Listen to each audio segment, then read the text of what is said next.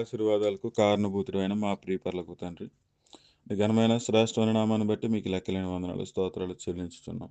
ఉదయకాల సమయంలో మరి ఒక పర్యాయం ఇట్టి రీతిగా మీ సన్నిధానంలో కూడి మిమ్మల్ని స్తుతించి ఆరాధించి వాక్యాన్ని ధ్యానించుకునే పరిస్థితులు మాకు దయచేసినందుకు మీకు లెక్కలేని వందనాలు స్తోత్రాలు చెల్లిస్తూ మీ వాక్యాన్ని ధ్యానించుకునిచుండగా మీ వాక్యం ద్వారా మాతో మాట్లాడండి, సర్వసత్యంలోనికి నడిపించండి, సత్యాన్ని అనుసరించి జీవించే జీవితాలు మాకు ప్రసాదించండి. మహిమా ఘనత ప్రభావాలు మీరే పొందుకోమని మా ప్రభువును రక్షకుడైన యేసుక్రీస్తు అతి పరిశుద్ధమైన నామంలో అడిగి వేడుకొనుచున్నాం తండ్రి, ఆమేన్. ప్రభునందు ప్రియులైన దేవుని పిల్లలందరికీ కూడా ప్రత్యేకమైన వందనాలు. మనం ఆ, రక్షణ గురించి వాక్యాన్ని మనం చూసుకుంటున్నాం. రక్షణ అంటే ఏంటి, రక్షణ వాక్యం ఏంటి, అది ఏ విధంగా ప్రకటింపబడింది అనేసి మనం యెరూషలేము చుట్టూ తిరుగుతున్నాం. మనం యెరూషలేములో చుట్టూ తిరిగాము. పేతురు ఒక ప్రసంగాలు మనం చూసుకున్నాము. ఇంకా మీరు అపోస్తుల కార్యములు మొదటి అధ్యాయం నుండి దాదాపుగా 9వ అధ్యాయం వరకు కూడా ఆ, ఇంతవరకు కూడా 9వ అధ్యాయం వరకు కూడా యెరూషలేము ప్రాంతంలో జరిగిన పరిచర్య. మీకు ఒక అసైన్మెంట్ ఇస్తున్నాను. మీరు ఈరోజు మీట్ అయిపోయిన తర్వాత ఇతర లైవ్లు ఉన్నా, వాటికి వెళ్ళినా వెళ్ళకపోయినా, మీకు టైం ఉన్నప్పుడు మాత్రం అపోస్తుల కార్యాలు మొదటి అధ్యాయం నుంచి 9వ అధ్యాయం దాకా చదవండి.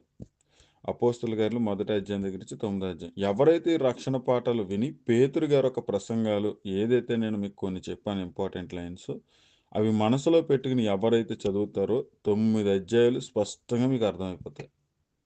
మీరు చూసుకోక్కర్లేదు. ఇంకా 9 అధ్యాయాలు వీళ్ళు ఏ విధమైన పరిచర్య చేశారన్నది మీకు అర్థమైపోద్ది. ఎందుకంటే ఇక్కడ పేతురు ప్రసంగం చెప్పిన, స్టెఫను ప్రసంగం చెప్పిన, అపోస్తుల ప్రసంగం చెప్పిన, యెరూషలేము మధ్యన లేఖనాలు తీసుకుని మాట్లాడారు. యేసుక్రీస్తుని గురించినటువంటి లేఖనాలు అంటే నజరేయుడైన యేసే మెస్సయ్య, ఆ, లోక రక్షకుడి గురించి లేఖనాలు, ప్రవక్తల గ్రంథాలు. లేఖనాలు అంటే ప్రవక్తల గ్రంథాల్లో ఉన్నటువంటి లేఖనాలు, ఆయన గురించి ప్రవచింపబడిన ప్రవచనాలు తీసుకుని చెప్పారు వాళ్ళు.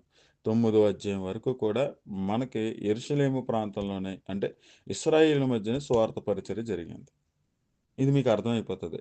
9 అధ్యాయాలు మీరు మనసు పెట్టి తరగతులు విన్న తర్వాత చదివితే సంఘ చరిత్రలో 9 అధ్యాయాలు మీకు మైండ్లో ఉండిపోతాయి. అలాగా మీ శ్రద్ధ కలిగి ఉండి చదువుకోవాలి. ఇప్పుడు మీకు ఒక విషయం తెలియాలి. ఏంటంటే కనుక ఇప్పుడు నేనున్నాను, మామూలుగా చెప్తున్నాను. నైట్ డ్యూటీ లేట్ అయ్యేటికి 9 గంటలకి లేచాను. మామూలుగా చెప్తున్నాను నేను, ఇది అందరికీ వెళ్తుంది లాంటి రికార్డు. తర్వాత నా పనులన్నీ చక్కబెట్టుకుని బయట ఒక కారు కడిగి అన్నీ చేసేటికి ఈ టైం అయింది. చాలా స్పీడ్గా చేసుకుంటే ఈ టైంలోకి డైరెక్ట్గా వచ్చాను, లైవ్ పెట్టేశాను, వాక్యం చెప్తున్నాను. ఈ అపోస్తుల కార్యాలు దగ్గర నుంచి సంఘ చరిత్రలో వీళ్ళు ఎలాగే మొదటగా ఎక్కడ ప్రకటించారు, తర్వాత ఎక్కడ ప్రకటిస్తున్నారు, అంతా ఒక ఐడియాలజీ ఉంది నాకు. కాబట్టి నా దగ్గర ఏమి వెల్ ప్రిపరేషన్ బుక్స్ ఏమీ లేవు, గైడ్స్ ఏమీ లేవు, లేకపోతే అధ్యయన బైబిల్ లేవు, ఏమీ లేవు. కావాలంటే వచ్చి రూమ్కి వచ్చి కూడా చూడొచ్చు ఎవరైనా దగ్గర ఉంటాయి. నా దగ్గర ఏమి ఉండవు, మెటీరియల్ ఏమి ఉండదు. జస్ట్ నేను కూర్చుంటాను అంతే. కూర్చున్న తర్వాత వాక్యం చెప్తున్నప్పుడు వీళ్ళకి అవసరమైనటువంటి సందర్భం ఏదైతే ఉందో ఆ టయానికి అవసరమైనప్పుడు హృదయంలోంచి అది పుట్టుకొచ్చినప్పుడు మీకు చెప్తూ ఉంటాను. అంటే నేను ఏం చేశాను, ఫస్ట్ ఈ పరిస్థితి నాకు ఎలా వచ్చిందంటే ఫస్ట్ నేను విన్నాను, తెలుసుకున్నాను.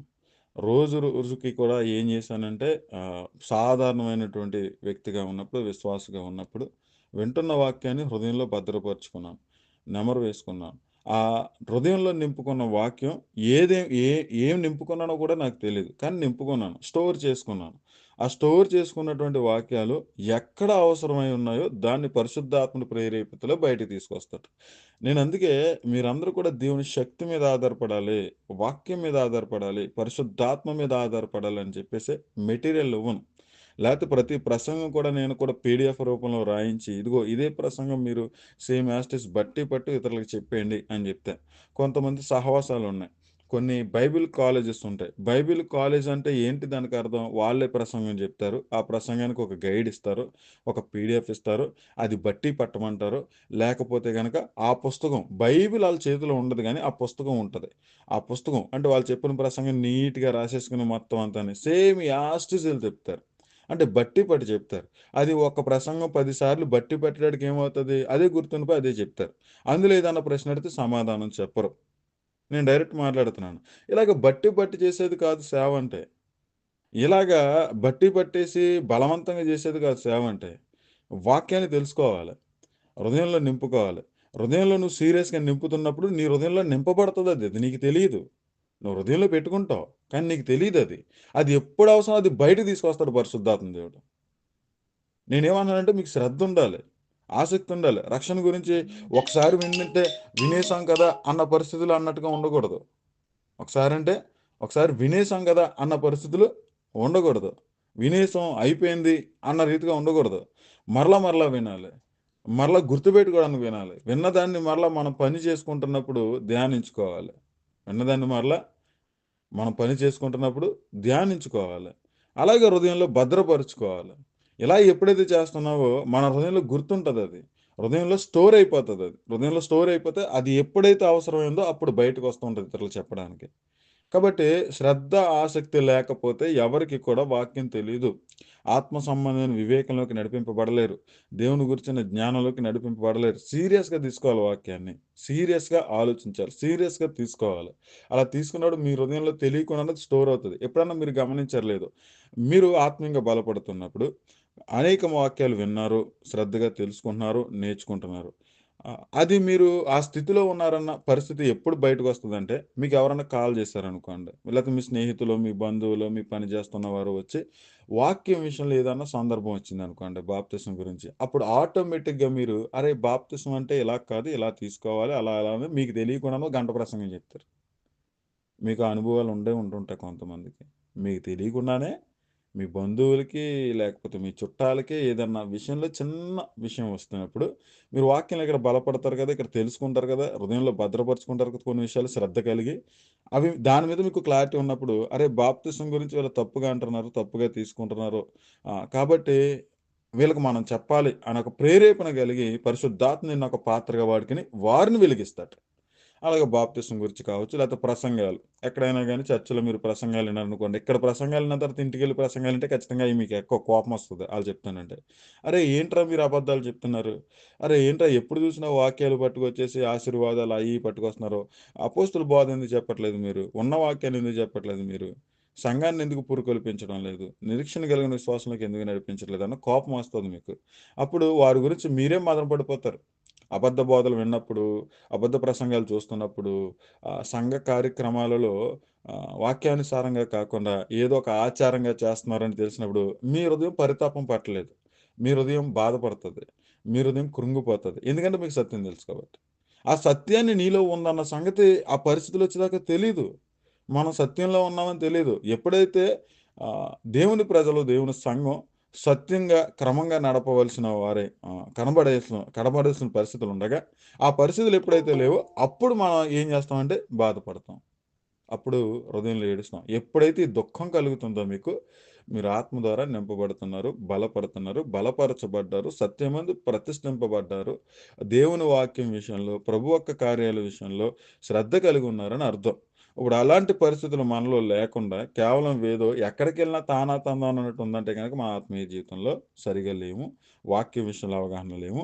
కాబట్టి అక్కడికెళ్ళి వాళ్ళు చెప్పింది జై కొట్టేస్తాం. ఎక్కడికి వచ్చి మనం చెప్పుకునేది జై కొట్టేస్తాం. ఇదేంటంటే గనక దీన్నేమంటారంటే గనక ఆచార సాంప్రదాయం అనమాట. వీళ్ళేంటంటే వీళ్ళకి ఏ క్లారిటీ ఉండదు. ఏది ఉండదు. అన్ని జెండాలు మోసే కూలీలనమాట. అన్ని జెండాలు పట్టుకుంటారనమాట ఈళ్ళు. ఎక్కడికెళ్తే అక్కడ ఆళ్ళకి జై జైలు కొట్టేస్తారనమాట. కానీ ఎప్పుడైతే సత్యంలో ఉంటారో వాళ్ళు ఎక్కడ పడితే అక్కడ జై జైలు కొట్టరు. ఎక్కడ పడితే దాన్ని సపోర్ట్ చేయరు. సత్యం ఎక్కడుందో అక్కడ విత్తబడుతుంటే సంతోషాన్ని వ్యక్తం చేస్తారు. ఎక్కడైతే సత్యానికి విరుద్ధంగా, భిన్నంగా జరుగుతుందో అక్కడ ఆ విషయంలో బాధపడతారో, నేనెళ్లి మాట్లాడాలి అన్న రోషం కలిగుంటారు. నేనెళ్లి చెప్పాలి అన్న ధైర్యం వచ్చేస్తది. అయితే ఒక అడుగును వేసామంటే ఆ ధైర్యంతోటి ఆటోమేటిక్‌గా పరిశుద్ధాత్మ నీలో ఉండి పేతురు ఎలాగైతే ఇశ్రాయేలింటి వారలని కేకలిస్తూ చెప్పాడో, అలాగే కేకలేసి కూడా మీరు చెప్తారు. ఈ అనుభవంలోకి మీరెళ్ళాలన్నదే నా తాత్పర్యం. ఈ అనుభవంలోకి వెళ్ళినప్పుడు మీరు రోషం కలిగి దేవుని పనిలో ఉంటారు. రోషం కలిగి ఇతరులకు అర్థమయ్యేటట్లుగా ఉంటారు. ఒక సత్యాన్ని స్థాపించడంలో చాలా దీర్ఘశాంతం కావాలి. మనుషుల పట్టు జాలరి చాలా ఓపిక కలిగుంటాడు. చాలా దీర్ఘశాంతం కలిగుంటాడు. నిరీక్షణ కలిగి ఉంటాడు.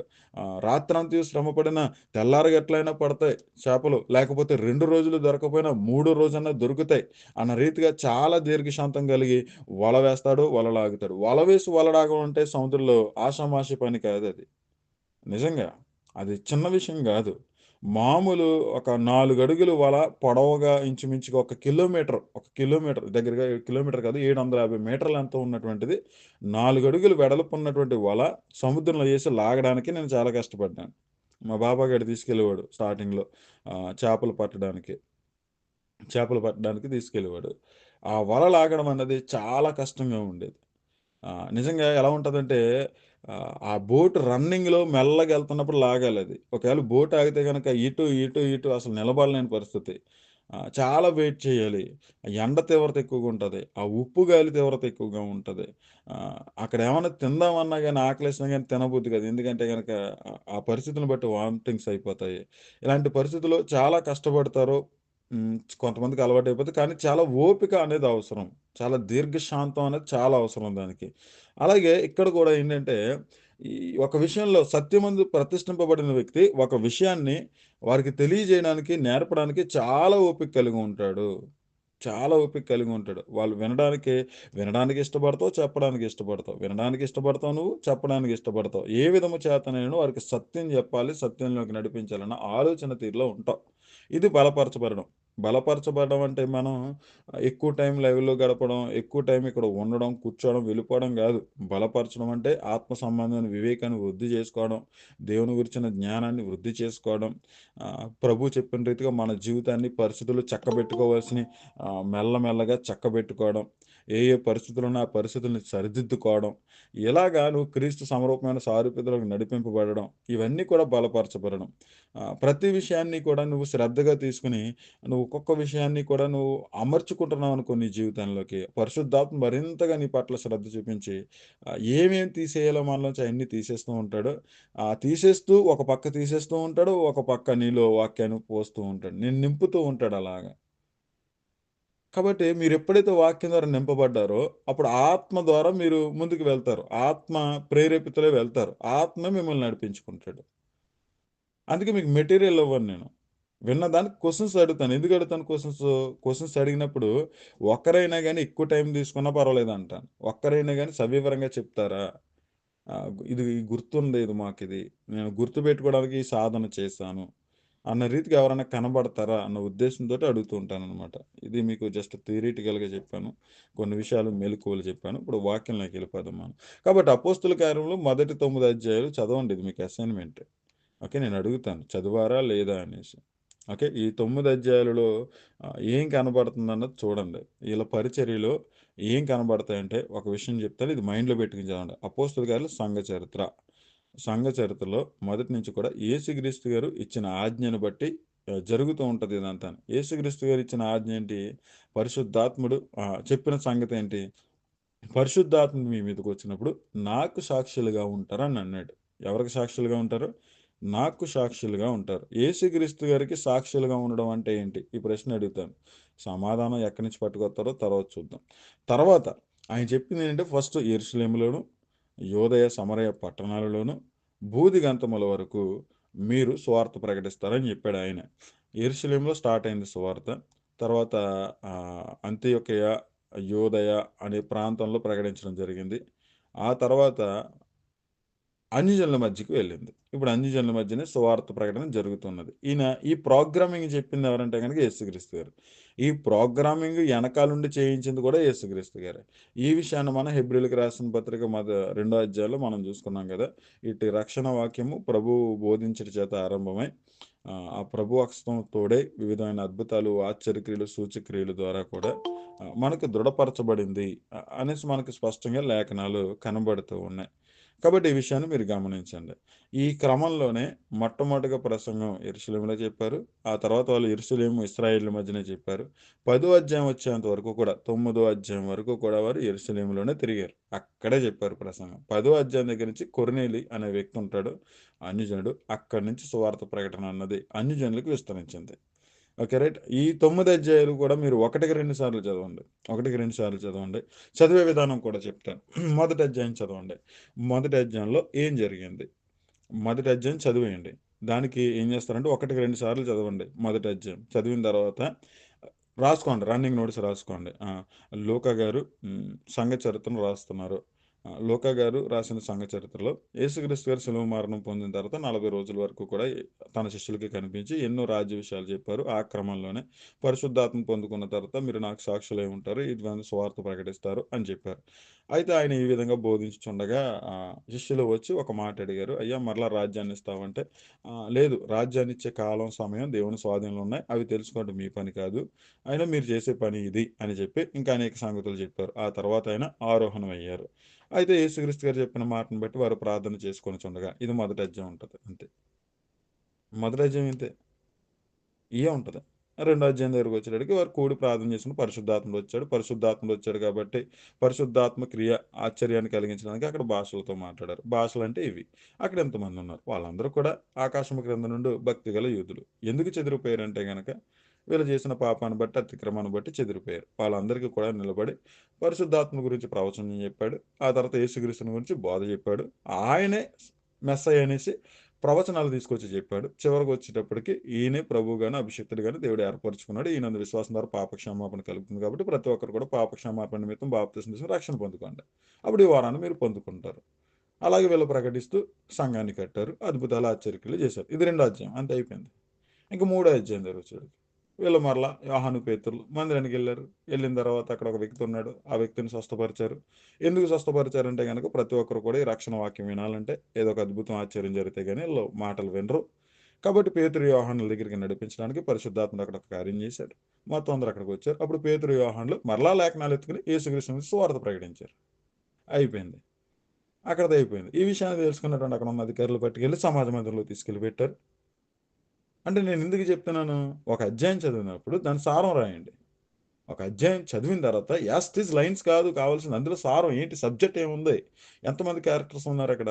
యేసుక్రీస్తు గారు మొదటి అధ్యాయంలో శిష్యులు అంతే, ఇంకెవరు లేరు. రెండో అధ్యాయం దగ్గరికి ఎంతమంది క్యారెక్టర్స్ ఉన్నారు? పేతురు గారు, పేతురు బృందం, యెరూషలేము భక్తిగల యూదులు. అంతే, ఇక్కడ ఏమీ లేరు.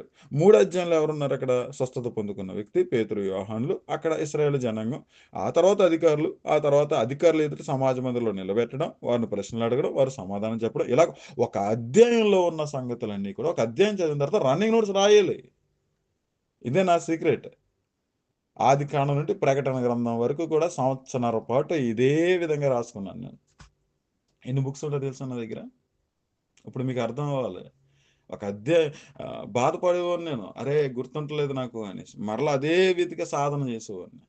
అడిగేవాడిని ప్రభువుని, సాధన చేసేవాడిని. అడిగేవాడిని, ప్రార్థన చేసుకునేవాడిని, సాధన చేసేవాడిని. టైం మొత్తం అక్కడే ఇచ్చేవాడిని.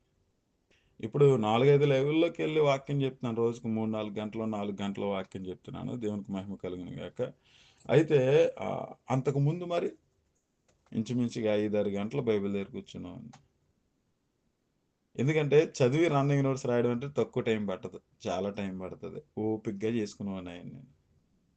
అది గుర్తుండడానికి రన్నింగ్ నోట్స్ గుర్తుండడానికి మళ్ళా చదువుకునేవాడిని నేను రాసుకున్న నోట్స్‌ని. అలాగా చదువుకొని, రాసుకొని మళ్ళీ రెండోసారి మరలా ఏర్పాటు చేసుకున్నాడు. మరలా గుర్తుపెట్టుకోవడానికి. అలా సాధన ఉండాలి. నేను నేర్చుకున్నానబ్బా బైబిల్ దగ్గర కూర్చొని. ఎవరు నాకు నేర్పించలే. ఎవరు కూడా వచ్చి నన్ను అన్ని విషయాల్లో కూడా చెప్పలా. కొన్ని విషయాలు చెప్పారంతే. తర్వాత నేను కూర్చున్నాను. బైబిల్ దగ్గర కూర్చున్నాను. చక్కగా తెలుసుకున్నాను. ఆయన వద్ద కూర్చోమన్నాడు కూర్చున్నాను. ఆయన వద్ద కూర్చోవడం అంటే బైబిల్ దగ్గర కూర్చోవడం. నాకదే అర్థమైంది. నేను కూర్చున్నాను. చక్కగా చదవడం మొదలుపెట్టాను. పాత నిబంధన చదువుతున్నప్పుడు కొన్ని పేర్లు తిరగనప్పుడు కూడా బాధపడుతూ అయినా గాని కష్టపడి నాలుక తిరిగించుకోవడానికి కష్టపడి చదువుకున్నాను. నా అనుభవాలతో చెప్తున్నాను మీకు ఇయన్నీని. కాబట్టి మీరు కూడా దేవుని వాక్యం మీద, ప్రభు యొక్క శక్తి మీద ఆధారపడాలి అన్న ఉద్దేశ ధోరణిలోనే మీకు ఒక సబ్జెక్ట్ తెలియాలి. సబ్జెక్ట్ అంటే సందర్భం తెలియాలి. యేసుక్రీస్తు హృదయం మీకు తెలియాలి. తండ్రి హృదయం మీకు తెలియాలి. బైబిల్‌లో రాయబడినటువంటి చరిత్ర అంతా మీకు తెలియాలి. ఆ పరిస్థితులు తెలియాలి. అపోస్తలుల జీవితాలు తెలియాలి. వారి పరిచర్య తెలియాలి. ప్రభు ఇచ్చిన ఆజ్ఞ తెలియాలి. పరిశుద్ధాత్మ యొక్క కార్యాలు తెలియాలి.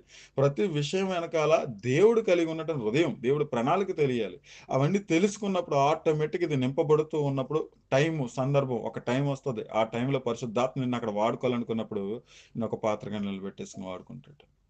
ఆ ప్రసంగాలు మీరెప్పుడైతే ఒక విషయం గురించి ఒక క్లారిటీ తీసుకున్నారో వాటిని గురించి మీ బంధువులకి, మీ స్నేహితులకి అవసరమైతే మీ వదినోళ్ళకి, లేకపోతే మీ మరదళ్ళకి, లేకపోతే మీ మరిది గారులకి, లేకపోతే మీ బావగారులకి, లేకపోతే మీ చుట్టాలకి, బంధువులకి ఆటోమేటిక్‌గా కూర్చొని చెప్తావు నువ్వు. ఉండలేవు. ఎప్పుడైతే సత్యంలో ఉన్నావో ఉండలేవు. సాధారణంగా కూర్చొని ఉండలేవు. ఎక్కడ కూర్చున్నా గానీ, ఇలా అవకాశం ఇస్తే వాక్యం చెప్పాలన్న ప్రేరేపణ నీలో మొదలవుతది. నువ్వు హృదయంలోనే ప్రార్థన చేసుకుంటావు. దేవా! మీ చిత్తమైతే వీరి మధ్యన వాక్యం చెప్పడానికి ద్వారం తెరవండి అని కూర్చుంటావు. ఆ కూర్చున్నప్పుడు నీకు తిండి మీద ఉండదు, ఆకలి మీద ఉండదు, పని మీద ఉండదు, దేని మీద ఉండదు. వీళ్ళు అవకాశం ఇచ్చారా? అనేక సంగతులు చెప్పాలి. అనేక సంగతులు చెప్పాలి. అనేక విషయాలు చెప్పాలి. వీళ్ళకి తెలీదు. వీళ్ళు తెలుసుకోవాలి అన్న భారం మొదలవుతుంది నీ మీద. అదే సువార్త కార్డ్. అదే నువ్వు ఊరెడి నీటి బుగ్గగా మార్చబడడం. ఎప్పుడైతే ఈ ప్రేరేపణ నీకు కలుగుతుందో నువ్వు నీలో నుండి జీవజలధారలు బయటకు వచ్చే ఊరెడి నీటి బొగ్గగా ఆత్మ ద్వారా నింపబడ్డామని అర్థం. ఈ పరిస్థితుల్లోకి మీరు అందరూ వెళ్ళాలనే ఉద్దేశం. సేవకులు తయారు చేయడం అంటే ఈరోజు ఏంటంటే కనుక ఒక మెటీరియల్ ఇచ్చేయడం, ఒక పీడిఎఫ్లు ఇచ్చేయడం, నచ్చిన సిద్ధాంతాలు పట్టుకొచ్చేయడం, బట్టి పట్టేయడం, అదే చెప్పేయడం, అదే సేవ అంటున్నారు వీళ్ళు. ఇలా ఒక ప్రశ్న అడిగితే సమాధానం చెప్పలేదు. రీసెంట్గా ఒక డిబేట్ జరిగింది 2 రోజుల క్రితం. చెప్పేసి వాక్యంలోనికి వెళ్ళిపోతాను. మెలకువలు చెప్పాలి, సందర్భాలు చెప్పాలి, మిమ్మల్ని ప్రేరేపించాలి, ఈ పరిస్థితులు కలిగి ఉండడం ద్వారా మీకు ప్రయోజనం ఇదని చెప్పాలి, అన్ని పరిస్థితులు కూడా మీకు చెప్పాలి, ఎందుకంటే వాక్య తరగతులు కాబట్టి. రీసెంట్గా ఒక డిబేట్ జరిగింది. ఆ డిబేట్లో అంతవరకు కూడా వాక్యం విషయంలో మా తమ్ముడు అంటే మా తమ్ముడు లేడు, వయసులో చిన్నవాడైన జ్ఞానవంతుడని చాలా పొగిడేసిన వ్యక్తులు వాళ్ళందరూను.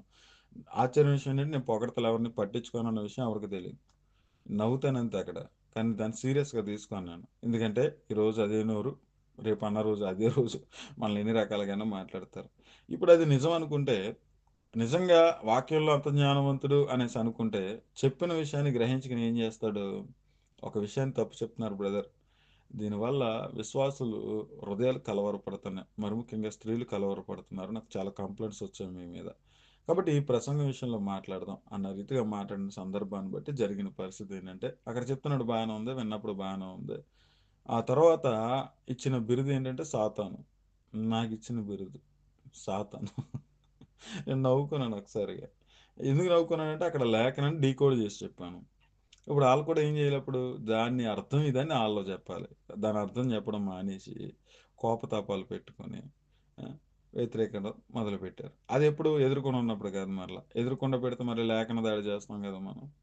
ఆహ్, మన లేఖనాన్ని చూస్తాం గదా! కాబట్టి ఆ విధంగా ఏంటంటే, మనం సత్యాన్ని ఒక విషయాన్ని వచ్చినప్పుడు ఎవరైతే పొగుడుతున్నారో వారికి నచ్చిన సిద్ధాంతం పట్టుకొచ్చినప్పుడు అది సిద్ధాంతం. అది వాక్యానుసారం కాదు. నువ్వు ఇక్కడ పౌలు గారు అన్నమాట ఇక్కడ చూస్తున్నావు. దాని అర్థాన్ని మార్చేసావు. అదే పౌలు గారు అక్కడ ఇంకో మాట అన్నారు. అదే పౌలు గారు వేరే పత్రికలో ఇంకో మాట అన్నారు. అదే పౌలు గారు ఇంకో దిక్కున వేరే మాట అన్నారు. పౌలు రాసిన పత్రికల్లో ఒక సందర్భాన్ని బట్టి, ఒక పరిస్థితిని బట్టి ఒకరికి వర్తించేలాగా, ఆ సంఘానికి మాత్రం వర్తించేలా మాట్లాడారు. ఆ చరిత్ర మనం తెలుసుకోవాలి తప్ప గాని, అక్షరాన్ని పట్టుకుంటే గనక మనం చాలా కష్టపడాల్సిన పరిస్థితులొస్తాయి. అక్షరాన్ని పట్టుకుంటే దేవుని ఉద్దేశాలకు వ్యతిరేకంగా నడుచుకోవాల్సిన పరిస్థితులొస్తాయి. అక్షరాన్ని పట్టుకుంటే సంఘాన్ని బలపరచడానికి కాకుండా ఒక అలవాటుగా ఈ పరిస్థితులే కలిగి ఉండాలన్న రీతిగా అంధభక్తిలోకి నడిపించేస్తాము. అలా ఉండకూడదు అన్న ధోరణిలో మాట్లాడాను. దానివల్ల ఏం జరిగిందంటే శత్రువుని ఆయనందుతాడు. కానీ నాకు బాధ లేదు. నాకు అస్సలు బాధ లేదు. అసలు ఫీల్ అవ్వను కూడా ఎన్ని రకాల బిరుదులు ఇచ్చుకున్నా గాని. కాబట్టి ఏంటంటే ఎందుకు ఈ విషయం చెప్పానంటే బట్టి ఒక విషయం మీద ఇదే కరెక్ట్ అనుకున్న వ్యక్తిని ఒక రిఫరెన్స్‌ని బట్టి గట్టిగా వాయించేస్తున్నప్పుడు అన్ని రిఫరెన్స్‌లు తెలిసిన వారు వెళ్తే గనుక అదే పౌలు ఇంకో దిక్కున ఇలా చెప్పాడు. మరి దీన్ని ఏమంటారు అనే స్థితిలో మీరుండాలని నేనంటున్నాను. ఒక సందర్భం చెప్తాను చూడండి. మీకు అర్థం కాడానికి. ఆ సందర్భం పక్కన పెట్టేయండి. యేసుక్రీస్తు గారిని అపోస్తలుడైన పౌలు గారు హ్మ్, దేవుడు ఒక్కడే. దేవునికి, నరులకి మధ్యవర్తి ఒక్కడే. ఆయన యేసుక్రీస్తు అను నరుడు అన్న మాట ఉంటది మనకి. తిమోతి రాసిన పత్రికలో. తిమోతికి రాసిన పత్రికలో, తీతుకి రాసిన పత్రికలో ఉంటది. ఆ మాట పట్టుకుని చాలా మందరు దేవుడు ఒక్కడే అన్నాడు కదా! యేసుక్రీస్తు మధ్యవర్తి మాత్రమే, రక్షకుడు మాత్రమే గట్టిగా వాయించేస్తున్నారు. ఆళ్ళకి అదే తెలుసు. మరి అదే పౌలు గారు రోమీయులకు రాసిన పత్రిక 9 అధ్యాయంలో శరీరమును బట్టి ఈయన ఇశ్రాయేలులో పుట్టాను గాని, వాగ్దానాన్ని బట్టి ఈయన శరీర రీతికి వచ్చాడు గాని, ఈయన సర్వాధికారి అయిన దేవుడై ఉండి, నిరంతరము స్తోత్రార్హుడై ఉన్నాడన్న మాట పలికింది కూడా పౌలు గారే. దేవునితో సమానముగా ఉండుట విడిచిపెట్టకొని భాగ్యమును ఎంచక, తన్ను తానే రిక్తునిగా చేసుకొని, తన మరణ శాసనాన్ని తానే రాసుకొని ఈ లోకానికి వచ్చాడు అని చెప్పింది కూడా పౌలు గారే. నిజమే కదా! యేసుక్రీస్తు గారు ఏం చెప్పారు? నేను దేవుని కొరకులని, దేవుని కుమారుని, లోకరక్షకుడిని అని చెప్పిన ఆయనే నేను దేవుడితో సమానంగా ఉన్నవాడిని, దేవుడినని కూడా చెప్పింది ఆయనే. అంటే వీళ్ళకేం తెలుసు? ఒక్క పక్కే మాత్రమే తెలుసు. ఒక కాయిన్‌కి ఒక పక్క మాత్రమే తెలుసు. రెండో పక్క తెలీదు. రెండో పక్క కూడా చూసినప్పుడే నిజమైన సారం ఏంటన్నది అర్థమవుతది. ఇప్పుడు బట్టి బట్టోడికి ఒకటే వచనం తెలుస్తది. బట్టి బట్టోడికి ఒకే వచనం తెలుస్తది. కానీ దాన్ని పట్టుకొని ఓ రుద్దేత్తా ఉంటాడు. కానీ ఎవరు తెలుసున్నవాడు ఏం చేస్తాడు? ఒరేయ్ నాయనా! పౌలు గారు అక్కడ ఎందుకు చెప్పారో ఆ సందర్భం మీకు తెలుసా? ఆ పరిస్థితులు మీకు తెలుసా? పౌలు చెప్పింది రైటే. కానీ అదే పౌలు గారు ఇక్కడ యేసుక్రీస్తు గారిని దేవుడని కూడా చెప్పారు. మరి ఇందులో ఏం తీసుకోవాలి నువ్వు? నీకు లేఖనం అర్థం కాకపోతే అర్థం చేసుకో అన్న రీతిగా మనం వారిని బలపరిచేటట్లుగా ఉంటాం. ఎందుకు చెప్పానంటే మీరందరూ కూడా బట్టి పట్టే సందర్భాలు కలిగి ఉండకూడదు. మీరందరూ కూడా ఇదే అన్న రీతికి వెళ్ళకూడదు. అందుకే పరిచర్య వాక్యం చెప్తున్నప్పుడు సందర్భాలు చెప్తాను, నా జీవిత అనుభవాలు చెప్తాను, నేర్చుకోవడం చెప్తాను, క్వెషన్స్ అండ్ ఆన్సర్స్ ఉండాలని చెప్తాను, అబద్ధ బోధన చెప్తాను, అబద్ధ బోధకులు ఎలా ఉంటారో చెప్పాను, సిద్ధాంతాలు ఎలా ఉంటాయో చెప్తాను, ఉన్న వాక్యాన్ని కూడా చెప్తాను. అన్ని రకాలుగా కూడా మిమ్మల్ని బలపరచడానికి, ప్రేరేపితులుగా ఉండడానికి ప్రయత్నం చేస్తున్నాను. ఎందుకంటే మీరు దేవుని శక్తి మీద, దేవుని వాక్యం మీద పరిశుద్ధాత్మ ప్రేరేపితులై ప్రభువులో అంటుకట్టబడి ఫలించాలి. ప్రభు చిత్తమైతే ప్రభు చేతిలో బలమైన సాధనంగా వాడబడాలి. ఎవరు ఎటువంటి క్వెషన్స్ అది చిన్నది కావచ్చు, పెద్దది కావచ్చు, ఏది అడిగినా గాని అలా నిలబడి సమాధానం చెప్పే సామర్థ్యత మీరు కలిగి ఉండాలి. అట్టి సామర్థ్యత పరిశుద్ధాత్ముడు తన వాక్యం ద్వారా మనకు దయచేస్తాడు. కాబట్టి మీరు శ్రద్ధగా విని నేర్చుకోండి. శ్రద్ధగా విన్నప్పుడు తగ్గింపు అంటే ఏ విషయంలో తగ్గించుకున్నా, తగ్గించుకోకపోయినా గాని వాక్యం విషయంలో, నేర్చుకునే విషయంలో తగ్గించుకుని సమయాన్ని అన్నిటిని గనక ఇస్తే ఖచ్చితంగా దేవుడు మిమ్మల్ని నిలబెట్టుకుంటాడు. ఒకప్పుడు మీలాంటి విశ్వాసిని నేను. నేనేమి ట్రైనింగ్‌లు తీసుకోలా. నేనేమి బైబిల్ తరగతులకెళ్ళలేదు, అక్కడికెళ్ళలేదు. మీకింకా తరగతులన్నా పెడుతున్నారు ఇలాగా. కనీసం నేనన్నా చెప్తాను. నాకిలా చెప్పినోడు కూడా లేడు. నాకిలా తరగతులు కూడా లేవు. నేను నిజం చెప్తాను. నాకు తరగతులు లేవు. నాకెవరు కూడా ఏ విషయం ఉన్నా అడుగు నేను చెప్తాను అన్న ఆలోచన కూడా లేదు. యూట్యూబ్‌లోకెళ్ళి ఒక విషయం కొడితే ఒక్కొక్కరు ఒక్కో రకంగా చెప్తున్నారు. సత్యం ఏంటి మరి? మనకేం వాక్యం మీద అవగాహన లేదు. వాళ్ళు చెప్పేదేమో ఒకలా ఉంది. పోనీ ఇదే టాపిక్ వేరే వాళ్ళు ఏం చెప్తున్నారంటే వాళ్ళు చెప్పేది ఒకలాగా ఉంది. పోనీ ఇదే టాపిక్ ఇంకొకరు ఎవరైనా చెప్తున్నారంటే గనక వేరే ఒక విషయం గురించి తెలుసుకోవాలంటే వాళ్ళు ఇంకోలా చెప్తున్నారు. రకరకాలుగా 10 రకాల ప్రసంగాలు ఒక వచనానికి. కానీ వాక్యం ఒక్కటే కదా! ఏది సత్యం అని నమ్మాలి? లాజికల్‌గా చెప్తారు. పనికిరాని లాజిక్‌లు వాడతారు. అబ్బా! ఇదంతా మనతో కుదిరేది కాదు గానీ వాక్యం చదువుకుందాం మనం. మన భాషలోనే ఉంది కదా! అని చెప్పేసి వాక్యం దగ్గర కూర్చున్నాను. ఈరోజు నేను తెలుసుకున్న సంగతులు మీకు తెలియబడ్డానికే అని అనుకుంటున్నాను నేనైతే. ఎందుకంటే నాలాగా ఆతృత కలిగిన వారు, తెలుసుకోవాలనుకున్న వారు చాలామంది ఉంటారు. అటువంటి వారికి తెలియజేయడానికి నా పరిధిలో కొంతమంది నాకు అప్పగిస్తూ వచ్చాడేమో ప్రభు అని నేను అనుకుంటాను. కాబట్టి నిర్లక్ష్యంగా ఉండకండి దయచేసి. నన్ను చూడకండి, వాక్యాన్ని చూడండి. నాకు భయపడకండి, దేవునికి భయపడండి. మీరు శ్రద్ధ నన్ను మైండ్‌లో పెట్టుకొని వాక్యం పట్ల శ్రద్ధ కాదు. వాక్యాన్ని మైండ్‌లో పెట్టుకొని వాక్యం మీద శ్రద్ధ కలిగి ఉండండి. నా మీద భయంతో వాక్యాన్ని వినకండి. వాక్యాన్ని తెలుసుకోవాలని వినండి. అది ప్రేమ. వాక్యం మీద ప్రేమతో వాక్యం దగ్గరికి రావడం వేరు, వినడం వేరు. నేనెక్కడ అడుగుతాను, ఎక్కడ తిడతాడో, ఎక్కడ కేకలేస్తాడో అన్న ఉద్దేశంతోటి, లేతే ఎక్కడ బ్రదర్ గారు బాధలు పడిపోతారో అన్న ఉద్దేశంతోటి వినడం వేరు. ఆ ఉద్దేశంతో వింటే గనక హృదయంలోకి వెళ్ళదు. చెవుల దాకా వెళ్తుంది గాని. చెవుల దాకా వెళ్తుంది గానీ హృదయంలోకి వెళ్ళదు. కానీ వాక్యాన్ని ప్రేమించి వాక్యాన్ని వింటే గనక అది హృదయంలోకి వెళ్తుంది. వాక్యాన్ని ప్రేమించండి. దేవున్ని ప్రేమించండి. తెలుసుకోవాలని ఆతృత కలిగి ఉండండి. అరే గ్రూప్‌లో యాడ్ చేశారు రాకపోతే బాగోదనొస్తే మన పరిస్థితులు ఇంక బాగోదన్నట్టే ఎడుతాయి ఆత్మీయ జీవితంలో. లేదు ప్రభువుని ప్రేమించి నాకు వాక్యం కావాలి. నేను తెలుసుకోవాలి. నేను బలపడాలి. అన్న పరిస్థితులు కలిగి వచ్చి వింటే కనుక ప్రతి మాట కూడా మీకు అర్థమవుతుంది. ప్రతి మాట మీరు గుర్తుపెట్టుకుంటారు. మీకున్న ఆసక్తి, శ్రద్ధ జ్ఞానవంతులుగా చేస్తుంది. ఆత్మ సంబంధం వివేకవంతులుగా చేస్తుంది. అపోస్తలుకున్న జ్ఞానం మీకు పెరుగుతుంది. అపోస్తలుకున్న విశ్వాసంలోకి నడిపింపబడతారు. అపోస్తలు చేసిన గట్స్ తోటి పరిచర్య చేస్తారు. ధైర్యంగా చెప్తారు. భయపడరు. మరణానికి భయపడరు. నిందలకు భయపడరు. అవమానాలకి భయపడరు. దేనికి భయపడరు. ముందుకు సాగిపోతూ ఉంటారు. రేపటి గురించి చింతించరు. ఉన్న పరిస్థితులను బట్టి దుఃఖపడరు. అన్నిటిలోనూ కూడా చక్కగా ముందుకెళ్ళిపోతారు. పరిశుద్ధాత్ముడు కూడా మీకు ఏదైతే అక్కరగా ఉందో వాటన్నిటిని దయచేస్తూనే ఉంటాడో అట్ ద సేమ్ టైమ్ నువ్వు వెళ్తావు. ఎందుకంటే ఆయన నీతిని కలిగి ఉన్నావు. ఆయన నీతిని వెదజల్లడానికి ఉన్నావు. ఆయన రాజ్యాన్ని వెతుకుతున్నావు నువ్వు. ఆ పనిలో ఉన్నప్పుడు ఖచ్చితంగా నీకు అక్కరకున్నవేవో నీకు దయచేస్తాడు ఆయా రకాలుగా. అనుభవంతో చెప్తున్నాను ఈ మాట. ఈ రీతిగా ప్రభు ఒక శక్తి మీద ఆధారపడండి. వాక్యం మీద ఆధారపడండి. ఆత్మ ద్వారా నడిపింపబడండి. ఈ పరిస్థితులు మీలో ఉండాలనేసి వాక్యం ద్వారా ఈ సంగతులన్నీ కూడా మీకు చెప్తున్నాను నేను. లేదు బ్రదర్ మీరంటేనే నాకు భయం. మీరు అడుగుతారంటే ఇక్కడి నుంచి తుర్రుపెట్టలా పారిపోతాను. మీరు అడగకుండా ఉంటే గనుక కూర్చుంటాను. సమయం లేకపోతే ఓకే. సమయం ఉండి కూడా అయితే అది కరెక్ట్ కాదు కదండీ. ఆ! దేవుని వాక్యం మీద ప్రేమ తెలుసుకోవాలని శ్రద్ధ ఉన్నప్పుడు పడుకునే ముందైనా గానీ గంట సేపు విన్న తర్వాతే పడుకుంటారు. రాసుకున్న తర్వాతే పడుకుంటారు అన్నట్టు ఉంటారు. అవసరమైతే నిద్రలు మానుకొని కూడా నిద్ర వచ్చేస్తున్న టీ పెట్టుకుని మరీ వాక్యాలు వింటారు. తెలుసా మీకు? నేను అలాగే నాకు టైం కుదరట్లేదు. అయ్యో! ఇలాంటి సాధన చేస్తుంటే నాకు టైం సరిపోవట్లేదని నైట్ పడుకునే ముందు కూడా అప్పుడు ఇద్దరు డ్రైవర్లు ఉండేవాళ్ళం. ఆడికి లైట్ ఎయకుండా లైట్ ఆఫ్ చేసి మొబైల్ ఫోన్‌లో టార్చ్ లైట్ నేను ఎక్కువగా దేన్ని వాడానంటే వాక్యం చదువుకోవడానికి. నిజం ఇది. అండ్ అతని నంబర్ ఇస్తాను. బంగ్లాదేశ్ అతను ఇప్పుడు ప్రెజెంట్ రొమానియా దేశంలో ఉన్నాడు. అతను అడగని చెప్తారు కావాలంటే. నేను ఎందుకు చెప్తున్నానంటే ఆసక్తి ఉండాలి, శ్రద్ధ ఉండాలి. శ్రద్ధ, ఆసక్తి ఉండాలి. అది ఉన్నప్పుడు మిమ్మల్ని నిలబెట్టుకుంటాడు దేవుడు. ఆశ్చర్యానికి గురవుతారు నేను చూసినప్పుడు. ఆశ్చర్యానికి గురవుతారు.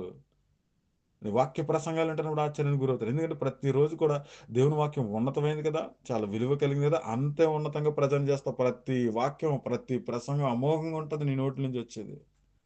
ఆసక్తిగా ఎదురు చూస్తారు. అరే! ఈరోజు ఏం చెప్తాడురా? ఈరోజు ఏం చెప్తాడురా? అనేసి. నిజంగా చెప్తున్నాను నేనది. ఆశ్చర్యపడతారు.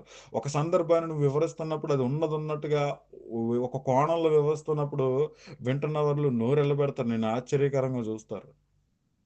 అరే! మనోడు చెప్పే విధానం చూడండి అన్నట్టుగా. అలా నిలబెట్టుకుంటాడు.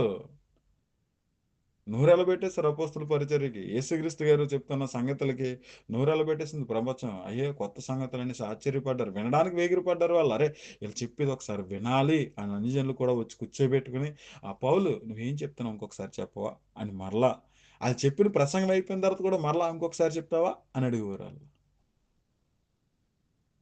అలా నిలబెట్టుకోవాలి ప్రభు మిమ్మల్ని అందరినీ కూడా. ఆ పరిస్థితులు మీలో ఉండాలి. అన్నదే ముఖ్య తాత్పర్యం. కాబట్టి కొన్ని విషయాలు మీకు తెలియజేస్తూనే, నేర్పిస్తూనే కొన్ని అనుభవాలు మీతో పంచుకోవడం జరిగింది. వ్యతిరేకతలు కూడా మన ప్రసంగంలో చెప్పడం జరిగింది. కాబట్టి మన వాక్యంలోనికి వెళ్దాం. అపోస్తుల కార్యాల 10వ అధ్యాయంలో మనకి ప పేతురు గారు ఇంతవరకు కూడా యెరూషలేములో చుట్టూ తిరుగుతూ వచ్చారు. మీకొక అసైన్‌మెంట్ ఇచ్చాను. అపోస్తుల కార్యాలు మొదటి అధ్యాయం 9వ అధ్యాయం వరకు కూడా శ్రద్ధగా చదువుకోండి. ధ్యానించండి. నోట్స్ ఎలా ప్రిపేర్ చేసుకోవాలన్నది అడిగినా గానీ ఖచ్చితంగా నేను మీకు చెప్తాను. మరి చదువుకోలేనోళ్ళ పరిస్థితి ఏంటంటే పారిపోవద్దు ఎవరు కూడా. చదువుకోలేనోళ్ళు ఎవరైతే ఉన్నారో వారు ఖచ్చితంగా ప్రభు సాయం చేస్తారు. ప్రసంగాలు వినండి. ఈ ప్రసంగాలు వినండి. అమ్మ ఎవరో నేను తర్వాత గ్రూప్‌లో మెసేజ్ పెడతాను. రేపటి నుంచి అపోస్తల కార్యాలు మొదటి 9 అధ్యాయాలు కూడా ఒక 10 రోజుల పాటు అదే ఇచ్చేయండి. 9 మందిని సెలెక్ట్ చేయండి. బాగా చదువువారు ఎవరైతే ఉన్నారో, ఆ 9 మందిని సెలెక్ట్ చేసి 9 మంది కూడా శ్రద్ధ కలిగి ఎవరైతే వాక్యం చదువుతారో 9 అధ్యాయాలు కూడా చదివించండి. 10 రోజుల పాటు సహవాసంలో అపోస్తల కార్యాలు 9 అధ్యాయాలు ప్రతి ఎర్లీ మార్నింగ్ ప్రతిరోజు ఎవరైతే చదువుతారో వాళ్ళ చేత చదివించండి. ఒకవేళ నేను అన్నీ కూడా శ్రద్ధగా చదివి ఏ ఎటువంటి మధ్యలో కటింగ్‌లు లేకుండా చక్కగా చదివేస్తానన్న వాళ్ళకి కూడా అవకాశం ఇచ్చేయండి. 10 రోజుల పాటు 9 అధ్యాయాలు చదివించండి. 9 అధ్యాయాలు చదివించండి. ఇది ఎవరి కోసం అంటే గ్రూప్‌లో ఎవరైతే మాకు చదువు రాదు బ్రదర్ అంటారో వారి కోసం. వారి ప్రసంగం విన్న తర్వాత ఈ రక్షణ గురించిన ప్రసంగాలు విన్న తర్వాత ఈ 9 అధ్యాయాలు చదివించండి. ఒక విషయం గురించి మీకు ఖచ్చితంగా హృదయంలో భద్రపరచబడాలన్నది ముఖ్య ఉద్దేశ్యం. Right okay. మనం ముందుకెళ్ళిపోతే గనక అపోస్తుల కార్యాలు 10వ అధ్యాయంలో ఒక మాట మనకు కనబడుతూ ఉంటది. అపోస్తుల కార్యములు 10వ అధ్యాయము ఒకసారి మనం చూసినట్లయితే గనక 28వ వచనం చూద్దాం. పేతురుకు ఒక దర్శనం కలుగుతుంది. యూదుల ఎవరు కూడా అన్యజనులతో సహవాసం చేయరు. అన్యజనుల దారిలోకి కూడా వెళ్ళరు. అన్యజనులంటే వాళ్ళకి అసలు ఇష్టం ఉండదు. ఎందుకంటే వారికి ధర్మశాస్త్రంలో ఇవ్వబడిన లేఖనాలు కూడా కొన్ని ఆ రీతిగానే ఉంటాయి. కాబట్టి ఈ యొక్క పేతురు బృందం ఈళ్ళు ఎవరైతే ఉన్నారో మొట్టమొదటిగా యేసుక్రీస్తు యొక్క రక్షణ సువార్తను ప్రకటించింది యూదులే. వాళ్ళే పరిచారకులుగా, దేవుని పనివారుగా, దేవుని దాసులుగా ఉన్నారు. మొదటి శతాబ్దపు కాలంలో అన్యులుగా ఉన్నవారు తర్వాత కాలంలో ఏర్పరచబడ్డారు. కానీ అన్యులలో నుండి పరిచర్య చేసిన వ్యక్తి కాపరిగా, లేకపోతే సువార్థికుడిగా, లేకపోతే వాక్య బోధకుడుగా ఉన్న వ్యక్తి తీతుకు. తీతుకు అన్యజనుడు. తీతుకు ఒక అన్యజనుడిగా కనబడతాడు. లోకా కూడా అన్యజనుడిగా కనబడతారు. ఇంకా చాలామంది ఉన్నారు. కాబట్టి వాక్య పరిచర్య చేసిన వాడు ఎవరైనా ఉన్నారంటే గనక బోధించి సంఘ కాపరిగా ఉన్నవాళ్ళు ఎవరైనా ఉన్నారంటే తీతుకు మనకి కనబడుతూ ఉంటాడు. అయితే ఇక్కడ పేతురు గారు ఇంతవరకు కూడా యెరూషలేము చుట్టూనే ఇశ్రాయేలు ప్రజల మధ్యనే సువార్త ప్రకటిస్తూ ఉన్నారు. ఎందుకంటే యేసుక్రీస్తు గారు కూడా 3.5 సంవత్సరాల పాటు కూడా ఇశ్రాయేలు మధ్యనే పరిచర్య చేశారు తప్ప కానీ అన్యజనుల మధ్యన పరిచర్య చేయలే. వారి మధ్యకి వెళ్ళలేదు. వారి మధ్యన ఆయన సువార్త ప్రకటించలేదు. పరలోక రాజ్యం సమీపించిందని వార్త ప్రకటించలేదు.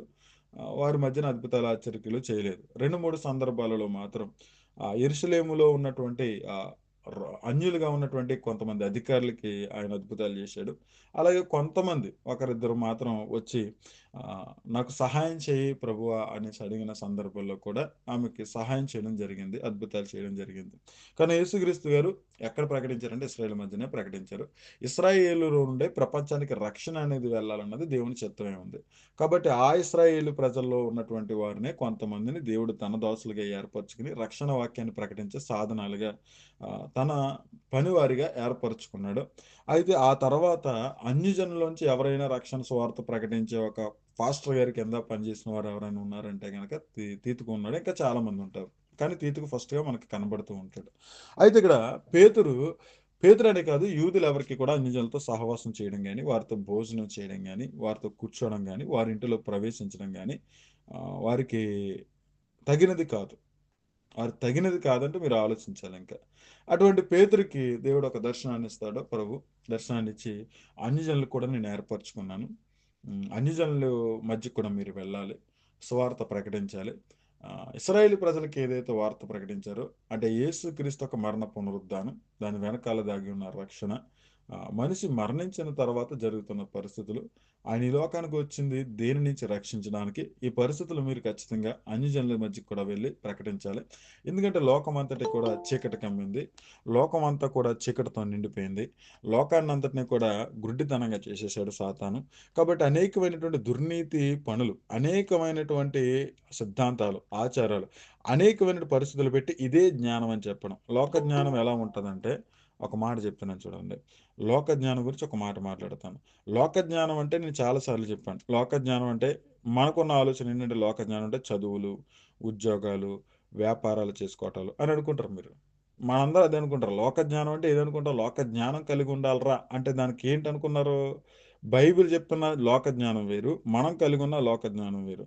లోక జ్ఞానం అంటే మనం ఏమనుకుంటాం? చదువులు, ఉద్యోగాలు, వ్యాపారాలు ఇదే అనుకుంటాం. కానీ ఇది కాదు బైబిల్ చెప్తా. లోక జ్ఞానం అనగా మనిషి ఇది చేస్తే ఈ మేలు పొందుకుంటాడు.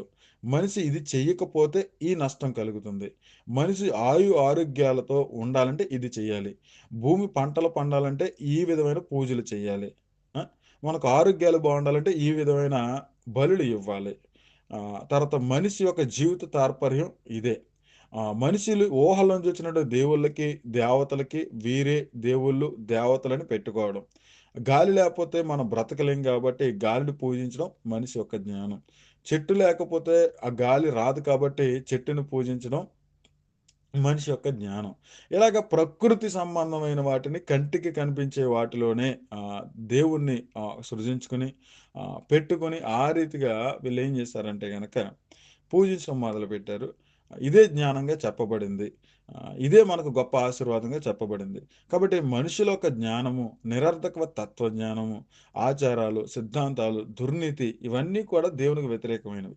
వీటితో నిండిపోయింది ప్రపంచం అంతా. యేసుక్రీస్తు గారు మరణించి తిరిగి లేచిన తర్వాత సువార్త ప్రకటించడానికి అపోస్తలులు ఎప్పుడైతే అన్యుల ప్రాంతాలలోకి వెళ్లారో, అన్యుల పట్టణాలకు వెళ్లారో, ఆ పట్టణాలలో ఒక్కొక్క జ్ఞానాన్ని కలిగి ఉన్నాడు. కొరింథీ పట్టణం ఒక జ్ఞానం కలిగి ఉంది. రోమా పట్టణం ఒక జ్ఞానం కలిగి ఉంది. ఎఫెసు పట్టణం ఒక జ్ఞానం కలిగి ఉంది. అంటే ఏంటది? ఎఫెసు పట్టణంలో ఒక దేవత ఉంది. ఆ దేవత పేరు అర్తెమీదేవి. అర్తెమీదేవి వల్లనే మా యొక్క ఈ పట్టణం చక్కగా ఉంది. ఆశీర్వదించబడుతూ ఉంది. ఈ దేవత వలన మేము బ్రతుకుతున్నాం అన్న రీతిగా ఒక జ్ఞానాన్ని కలిగి ఉన్నారు. అదే రీతిగా కొరింథీ పట్టణంలో ఒక దేవుడున్నాడు. ఆ దేవుడిని పూజించేవారు కొంతమంది ఉన్నారు. ఈ దేవుడి వల్ల మేము బాగున్నాం అన్న రీతిగా ఉన్నారు. ఆళ్ళ కార్యకలాపాలన్నీ కూడా ఎలా ఉంటాయంటే గనక దేవునికి వ్యతిరేకంగా దుర్నీతి కార్యకలాపాలయన్నీని. నీతి కార్యకలాపాలు కాదు. దుర్నీతి కార్యకలాపాలు.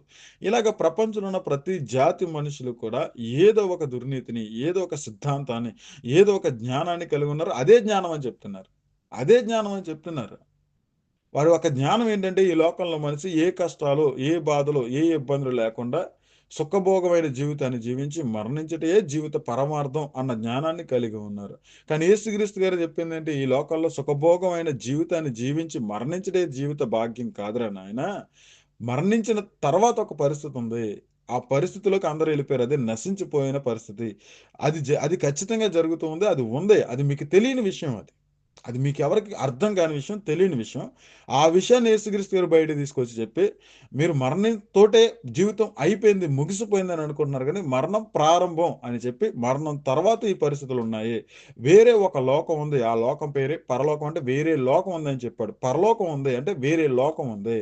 అదే రీతిగా ఈ లోకాన్ని సృజించినటువంటి వాడే, ఈ లోకాన్ని నాశనం చేయబోతున్నాడు. ఎందుకంటే లోకం అంతా కూడా శపించబడింది. కాబట్టి నూతన యెరూషలేము అనగా నూతన భూమి, నూతన ఆకాశం అనే ఒక రాజ్యాన్ని ఆయన మరలా కడతాడు. మరలా క్రొత్త భూమి, క్రొత్త ఆకాశం అనేది నిర్మిస్తాడు. అందులో మనల్ని పెడతాడు. అక్కడ యుగయుగాలు మనం జీవిస్తాము. అదంతా కూడా దేవుడు ప్రోగ్రామింగ్ అదంతాని. అయితే ఇది ఖచ్చితంగా నెరవేరుతుంది. ఖచ్చితంగా జరుగుతుంది. ఈ పరిస్థితులు ఉన్నాయని స్పష్టంగా ప్రపంచానికి ఏ మాత్రంలో కూడా, ఏ పక్షంలో కూడా, ఏ సందర్భంలోనూ కూడా ఆదాము మొదలుకొని ప్రపంచంలో ఉన్నటువంటి ఏ నరుడికి కూడా తెలియనటువంటి ఈ మర్మాన్ని యేసుక్రీస్తు గారు చెప్పారు. ఇదిప్పుడు ఎవరికి చెప్పాలి? ప్రపంచంలోకెళ్ళి చెప్పాలి.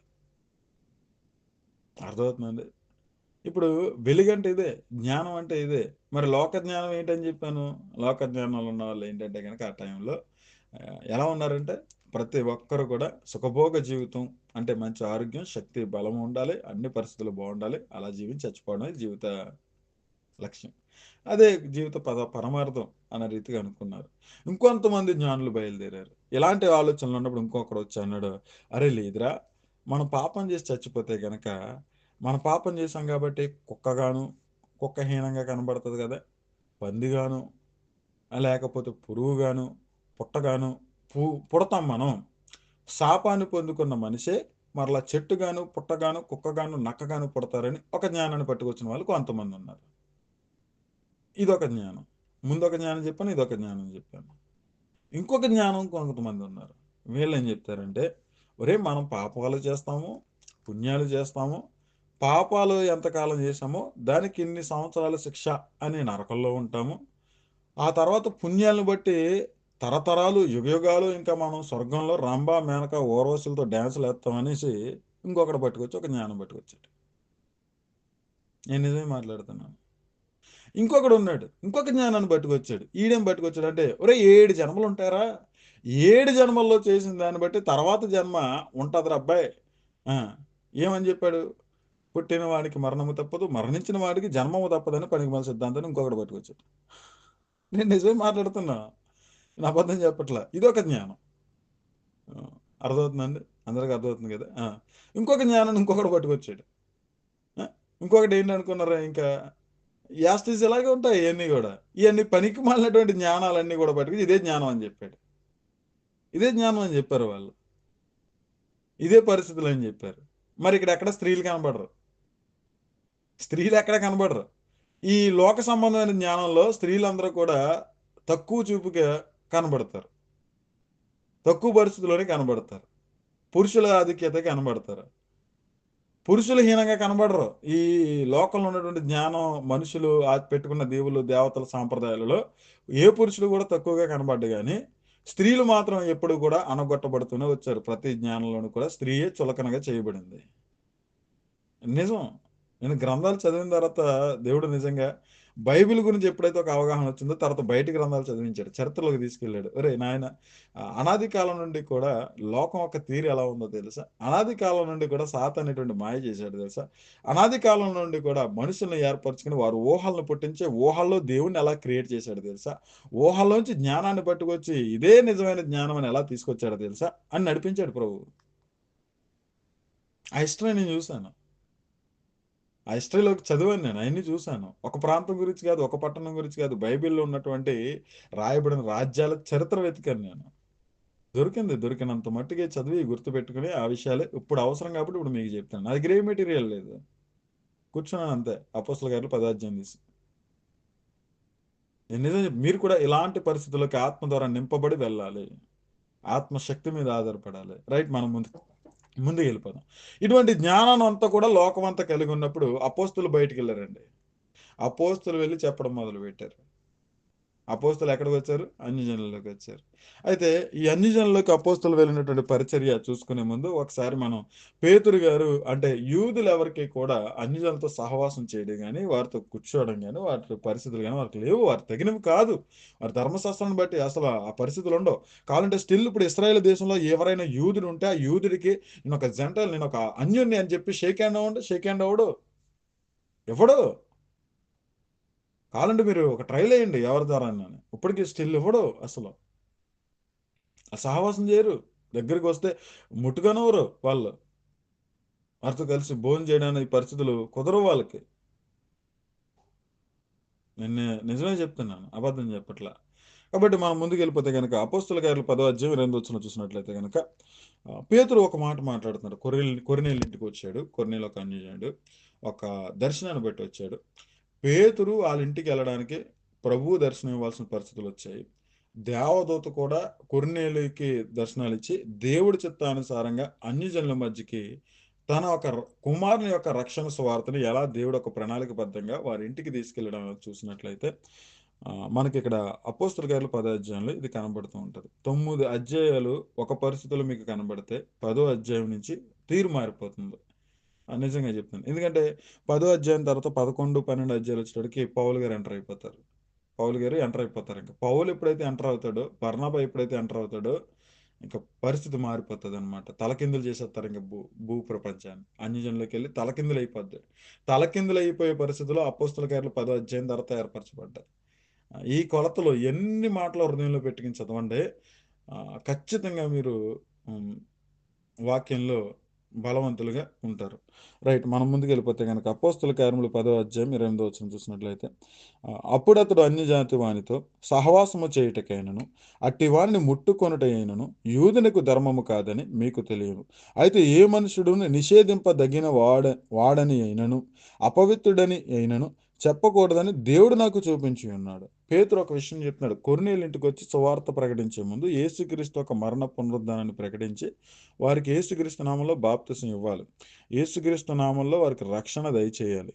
అంటే ఆ రీతిగా ఏదైతే ప్రభు అయిన యేసుక్రీస్తు ఒక మరణ పునరుద్ధానం జరిగిందో, ఏది దయచేయబడ్డానికి అది చెప్పాలి. అది చెప్పి వారిని ఆ విషయం నమ్మినప్పుడు వారికి యేసుక్రీస్తు నామంలో తండ్రి కుమార పరిశుద్ధ నామంలో వారికి బాప్తిసం ఇవ్వాలి. అలాగ వారిని సంఘంలో చేర్చాలి, దేవుని రాజ్యంలో ప్రవేశపెట్టాలి. ఇది పేతురుకి అప్పగింపబడిన పని. కొర్నేలు కుటుంబం విషయమే. అయితే ఇక్కడ కొర్నేలు ఇంటికి వచ్చిన తర్వాత పేతురు చెప్తున్న మాట ఏంటంటే 2వ వచనంలో అప్పుడు అతడు అంటే పేతురు వచ్చి చెప్తున్నాడు, అన్యజాతి వానితో సహవాసము చేయుటైనను అట్టి వానిని ముట్టుకొనుటైనను యూదులకు ధర్మము కాదని మీకు తెలియను. అయితే ఏ మనుషుడును నిషేధింపదగిన వాడని అయినను అపవిత్రుడని అయినను చెప్పకూడదని దేవుడు నాకు చూపించున్నాడు. కాబట్టి నన్ను పిలిచినప్పుడు అడ్డమేమి చెప్పక వచ్చి తిని గనుక ఎందు నిమిత్తము నన్ను పిలవనంపితురో దానిని గురించి అడుగుచున్నానని వారితో చెప్పాను. ఆ తర్వాత కొర్నేలి తన జీవితంలో ప్రార్థన చేసుకుంటున్నప్పుడు ఒక పరిస్థితిలో మధ్యాహ్నం 3 గంటలకు ప్రార్థన చేసుకుంటున్న టైంలో ఒక దేవదూత రావడం, దేవదూత వచ్చి నాకు కొన్ని పరిస్థితులు చెప్పడం, నువ్వు పలానా ఇంట్లో ఉన్నావు, పలానా ఇంటికి మనుషుల్ని పంపించి అక్కడి నుంచి పలానా వ్యక్తి అక్కడ ఉన్నాడు, ఆ వ్యక్తిని తీసుకునిరా, అతడు ప్రభు ఒక రక్షణ వాక్యాన్ని తెలియజేస్తాడు అని చెప్పిన దాన్ని బట్టి నేను నీ దగ్గరికి మనుషులు పంపించాను. ఆ మనుషులు నేను తోడుకుని వచ్చారు. నా జీవితంలో జరిగింది ఇది. ప్రార్థన చేసుకుంటున్నప్పుడు జీవితంలో క్షమించండి, నేను ప్రార్థన చేసుకుంటున్నప్పుడు ఇది జరిగిందనేసి కొర్నేలి అక్కడ చెప్తాడు సందర్భం. ఇది విన్నారు కదా. 10వ అధ్యాయం కూడా యాడ్ చేసుకోండి. 10వ అధ్యాయం కూడా చదవండి. Okay, right. ఆ, ఈ విధంగా ఎప్పుడైతే ఇలా చెప్పారో, చెప్పిన తర్వాత పేతురుకి అర్థమై ఏం చేశాడంటే కనుక సువార్త ప్రకటించడం మొదలుపెట్టారు. పేతురు గారు ఏం చేశారంటే సువార్త ప్రకటించడం మొదలుపెట్టారు. ఎప్పుడైతే యేసుక్రీస్తు యొక్క మరణ పునరుద్ధానాన్ని చెప్పాడో, ఆ మరణ పునరుద్ధాన సంబంధమైనటువంటి ఆ బలియాగం వెనక ఉన్న రక్షణ వీళ్ళకి అర్థమైంది. అయితే దేవుడు చేసిన ఈ కార్యాన్ని మానితమే జరిగింది అని చెప్పి, మేము పరిశుద్ధపరచబడాలి, మేము పాపాల నుంచి విడుదల పొందాలి అని యేసుక్రీస్తు మరణం వెనకాల ఉన్నటువంటి దేవుని వాక్యం ఏదైతుందో అది నమ్మారు. నమ్మిన తర్వాత ఇక్కడ పేతురు గారు వాళ్ళకి బాప్తిసం అన్నది కూడా ఇవ్వడం జరిగింది. ఒకసారి మన సందర్భాన్ని మనం చూసుకున్నట్లయితే కనుక ఒకసారి మనం చూద్దాం. ఎప్పుడైతే ఈ సందర్భం చెప్పేస్తాను కదా, కొర్నేలి సందర్భం, ఇప్పుడు వచ్చినాను మాత్రమే చదువుతాను, వివరించను, టైం చాలా అవుతుంది కాబట్టి మనం ముందుకు వెళ్దాం. అపోస్తుల కార్యములు 10వ అధ్యాయము 33వ వచనం చూద్దాం. కొర్నేలి చెప్పేసాడు, అయిపోయింది. కొర్నేలి చెప్పేసిన తర్వాత ఇప్పుడు మనం చూద్దాం. చూసినట్లయితే కనుక 33వ వచనం, వెంటనే నిన్ను పిలిపించితిని, నీవు వచ్చినది మంచిది, ప్రభువు నీకు ఆజ్ఞాపించినవని వినుటకే ఇప్పుడు మేమందరము దేవుని ఎదుట ఇక్కడ కూడి ఉన్నామని చెప్పాను. కొర్నేలి చెప్పిన తర్వాత, ఈ విధంగా నిన్ను రప్పించాను, నువ్వు ఇక్కడికి వచ్చావు, నాకు చాలా మంచిది. నువ్వు ఏదైతే చెప్పదలుచుకుంటున్నావో, దేవుడు ఏదైతే నా సేవకుడైనటువంటి పేతురు వచ్చి చెప్తారని చెప్పారో ఆ సంగతులన్నీ కూడా నువ్వు చెప్పాలి, మేము వినడానికి వేగిరి పడుతూ మేమందరం కూడా ఇక్కడ ఉన్నాం, మా కుటుంబం అంతా కూడా ఇక్కడ ఉంది అని చెప్పేసి కొర్నేలి చెప్పాడు. ఇప్పుడు చదువుతున్నాను చూడండి. అందుకు పేతురు నోరు తెరచి, 34వ వచనం, అపోస్తుల కార్యములు 10వ అధ్యాయం 34వ వచనం, అందుకు పేతురు నోరు తెరచి ఇట్లా నేను దేవుడు పక్షపాతి కాడని నిజముగా గ్రహించి ఉన్నాను, ప్రతి జనములోను ఆయనకు భయపడి నీతిగా నడుచుకుని వానిని ఆయన అంగీకరించును. ఈ మాట మనకి చదువుతున్నప్పుడు ఒక గుర్తు రావాలి, ఒక రిఫ్లెక్ట్ అవ్వాలి మన మైండ్లో. ఏంటంటే కనుక రాహాబ్ అనే వేశ్య ఎవరు? ఒక అన్యురాలు. కానీ దేవునికి భయపడి ఇశ్రాయేలు ప్రజలకి సాయం చేసింది కాబట్టి ఆమెని ఏ కుటుంబంలో చేర్చాడు? యేసుక్రీస్తు గారి వంశావళిలో చేర్చాడు. రూతు ఒక మోయాబీయురాలు. రూతు ధర్మశాస్త్రాన్ని బట్టి యెహోవా దేవుని నమ్మింది, విశ్వసించింది, భయభక్తులు కలిగి ఉంది. ఆమెను కూడా ఆయన చేర్చుకుని ఏం చేశాడు? యేసుక్రీస్తు వంశావళిలో చేర్చుకున్నాడు. అలాగా ఇక్కడ ఒక విషయాన్ని పేతురుకి బాగా అర్థమైంది. ఎప్పుడైతే కొర్నేలికి ఈ దేవదూత దర్శనం, ఎప్పుడైతే పేతురుకి ప్రభు ఒక దర్శనం చూపించి ఇక్కడికి వచ్చిన ఈ పరిస్థితులు మ్యాచ్ అయిపోవడంతో, దీని వెనకాల ఉన్నది దేవుడే ఈ పని చేశాడని చెప్పేసి ఏమన్నాడు చూడండి. 34 దేవుడు పక్షపాతి కాడని నిజముగా గ్రహించి ఉన్నాను, ప్రతి జనములోను ఆయనకు భయపడి నీతిగా నడుచుకుని వారిని ఆయన అంగీకరించను. ఇది మనకి పాత నిబంధన చరిత్రలో అన్యజనులుగా ఉన్న వారిని కూడా దేవుడు ఏ విధంగా ఏర్పరచుకున్నాడంటే కనుక యెహోవా దేవుని గురించి విని ఆయన వద్దకు వచ్చిన వారిని ఆయన చేర్చుకున్నాడు, ఖచ్చితంగా చేర్చుకున్నాడు. అది మనకు కనబడుతూనే ఉంది. అదే రీతిగా ఇక్కడ ఈ విషయాన్ని మరలా ప్రభు అయిన యేసుక్రీస్తు ద్వారా దేవుడు ప్రపంచంలో ఉన్న మనుషులందరినీ కూడా తన యొద్దకు పిలుచుకుంటున్నాడు, ఏర్పరచుకున్నాడు. ఆయన పక్షపాతం లేదు, పలానా ప్రజలు అనే భేదాభిప్రాయం లేదు ఆయనకి. అందరినీ కూడా ఆయన చేసుకున్న వారే, అందరూ కూడా ఆయన వద్దకు రావాలని ఆయన ఆశించి ఉన్నాడు. ఆయన ప్రణాళిక ఇదే అన్న రీతిగా ఈ పేతురు ప్రసంగం చూడండి. ప్రతి జనములోను ఆయనకు భయపడి నీతిగా నడుచుకున్న వారిని ఆయన అంగీకరించును. యేసుక్రీస్తు అందరికీ ప్రభు. ఏమన్నాడు ఇక్కడ? యేసుక్రీస్తు అందరికీ ప్రభు. అంతకుముందు ఎక్కడ ప్రకటించారు వీళ్ళు? యెరూషలేములోనే ప్రకటించారు. అంతకుముందు ఎక్కడ ప్రకటించారు వీళ్ళు? యెరూషలేములోనే ప్రకటించారు. కానీ ఇప్పుడు పేతురు గ్రహించిందంటే యేసుక్రీస్తు అందరికీ ప్రభు, ఇంక వాళ్ళు వీళ్ళని లేదు. భూమి మీద మనిషి జాతిగా పిలువబడుతున్నటువంటి వారు, ఏ భాషలో ఉన్నవారైనా, ఏ జన్మలో ఉన్నవారైనా, ఏ యొక్క దేశంలో ఉన్నవారైనా, ఎవరైనా కానీ ప్రతి ఒక్కరికి కూడా యేసుక్రీస్తు అందరికీ ప్రభువు. ఆయన ద్వారా దేవుడు సమాధానకరమైన సువార్తను ప్రకటించి, ఎవరి ద్వారా? యేసుక్రీస్తు ద్వారా సమాధానకరమైన సువార్త ప్రకటించి. సమాధానకరమైన సువార్త అంటే ఏంటి? దేవుడు తన ఉగ్రత పాత్రగా ఉన్న మనుషుల్ని సమాధానపరుచుకున్నాడు యేసుక్రీస్తు ద్వారా. దేవుడే తను తాను తగ్గించుకుని యేసుక్రీస్తు ద్వారా మనల్ని సమాధానపరచుకోవడానికి సమాధానకరమైన బలియాగం చేశాడు. సమాధాన బలిగా అర్పించబడ్డాడు యేసుక్రీస్తు గారు. చూడండి ఎంత స్పష్టంగా దేవుడు హృదయాన్ని కొర్రీలకు చెప్తున్నాడు. చూడండి, దేవుని హృదయాన్ని వ్యక్తపరుస్తున్నాడు ఇక్కడ. ఈ రోజున దేవుడు హృదయాన్ని చెప్పేవాడు లేడు. దేవునికి ఉగ్రత పాత్రగా ఉన్నాం మనం అన్న ఆలోచనలు చెప్పేవాడు లేడు. దేవునికి విరుద్ధమైన పరిస్థితుల్లో ఉన్నాం, దేవుని కోపానికి బలి అయ్యే పరిస్థితుల్లో ఉన్నాం. మనం ఎలా ఉన్నామంటే రాబో ఉగ్రతను తప్పించుకునే పరిస్థితులు మనలో లేవు. ఉగ్రత పాత్రగా మనం నిలిచి ఉన్నాము. అయితే దేవుడే ప్రేమ చూపించి మనల్ని సమాధానపరచుకోవడానికి సమాధాన సువార్తను మనకు ప్రకటించాడు. ఆ సమాధాన సువార్త ఈక్వల్ టు యేసుక్రీస్తు యొక్క మరణ పునరుద్ధానం. యేసుక్రీస్తు మరణం మనకు సమాధానం దేవునితో. ఎంత స్పష్టంగా ప్రజెంటేషన్ చూడండి, పేతురు ఎలాంటి ప్రజెంటేషన్ ఇస్తున్నాడు యేసుక్రీస్తు గారి గురించి. ఇక్కడ ఎవరెవరి గురించి చెప్తున్నాడు? కొర్నేలికి తండ్రి అయిన దేవుడి గురించి చెప్తున్నాడు. ఆ దేవుడి చిత్తానుసారంగా ఈ లోకానికి వచ్చి మరణించిన యేసుక్రీస్తుని గురించి ప్రజెంటేషన్ ఇస్తున్నాడు. పేతురు ప్రసంగం మనకు చాలా ముఖ్యమైనది. అపోస్తుల ప్రసంగాలు మనకు చాలా ముఖ్యమైనవి. ఎందుకంటే ప్రపంచానికి మొట్టమొదటిగా వాళ్ళే యేసుక్రీస్తుని పరిచయం చేశారు. వాళ్ళు పరిచయం చేసిన రీతిగానే మనం పరిచయం చేయాలి తప్ప కానీ మన కొత్త సిద్ధాంతాన్ని పట్టుకు రాకూడదు. యేసుక్రీస్తు గారిని వేరే రూపాలుగా మనం పరిచయం చేయకూడదు. యేసుక్రీస్తు గారిని ఎలా చూడాలో అలాగే చూడాలి. యేసుక్రీస్తు గారిని ఎలా ప్రజెంట్ చేయాలో, ప్రపంచానికి ఎలా బయలుపరచాలో అలాగే బయలుపరచాలి తప్ప కానీ మనకు నచ్చిన దిశగా ఆయన్ని పరిచయం చేయకూడదు. ఈ రోజున ఎవరికి నచ్చినట్లుగా వారిని యేసుక్రీస్తుని ప్రకటిస్తున్నారు. ఎవరికి నచ్చిన రీతిగా వారిని ప్రజల మధ్యన యేసుక్రీస్తు గారిని అవమానపరచడానికి అనేక పరిస్థితులు పట్టుకొస్తున్నారు. కోవిట్లోనే ఉందండి గీత అని ఒక ఆవిడ. యేసుక్రీస్తు గురించి ఒక్క వాక్యం తెలియదు ఆవిడకి. నూనె బాటిల్ నమ్ముకోవడం. ఒక నూనె బాటిల్ అంటే కోట్ల రూపాయల కంటే విలువైందంట. నిజంగానే ఒక మాట అన్నాను, ఏమనుకోద్దు. ఒక టిక్ టాక్లో ఒకసారి వీడియో చూసాను నేను. అది తెలియదు కానీ ఇలా అనకూడదు కానీ అందరికీ స్ప్రెడ్ అవ్వాలి. సినిమాలో పెట్టారనమాట, అది కామెడీగా పెట్టారు. ఆడు ఏం చేస్తాడంటే ఒక పెద్ద కర్రట్టుకొస్తాడు. పెద్ద కర్రట్టుకొచ్చి వాడికి ఏదైతే నచ్చని మనుషులు ఉంటారో హల్లెలూయా అని చెత్త కొట్టుకుంటూ వెళ్ళిపోతాడు అందరిని కర్రిచ్చుకొని. నేను కూడా కొయిట్లు ఉంటాయి అనుకున్నాను. కొయిట్లు ఉంటాయి అనుకున్నాను.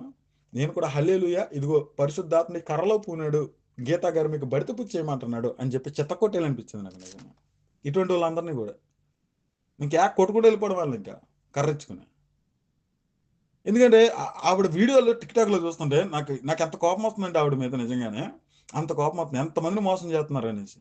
గార్డీ సిమోన్ నూనె బాటిల్ అంట కోట్ల రూపాయల కంటే విలువైందంట.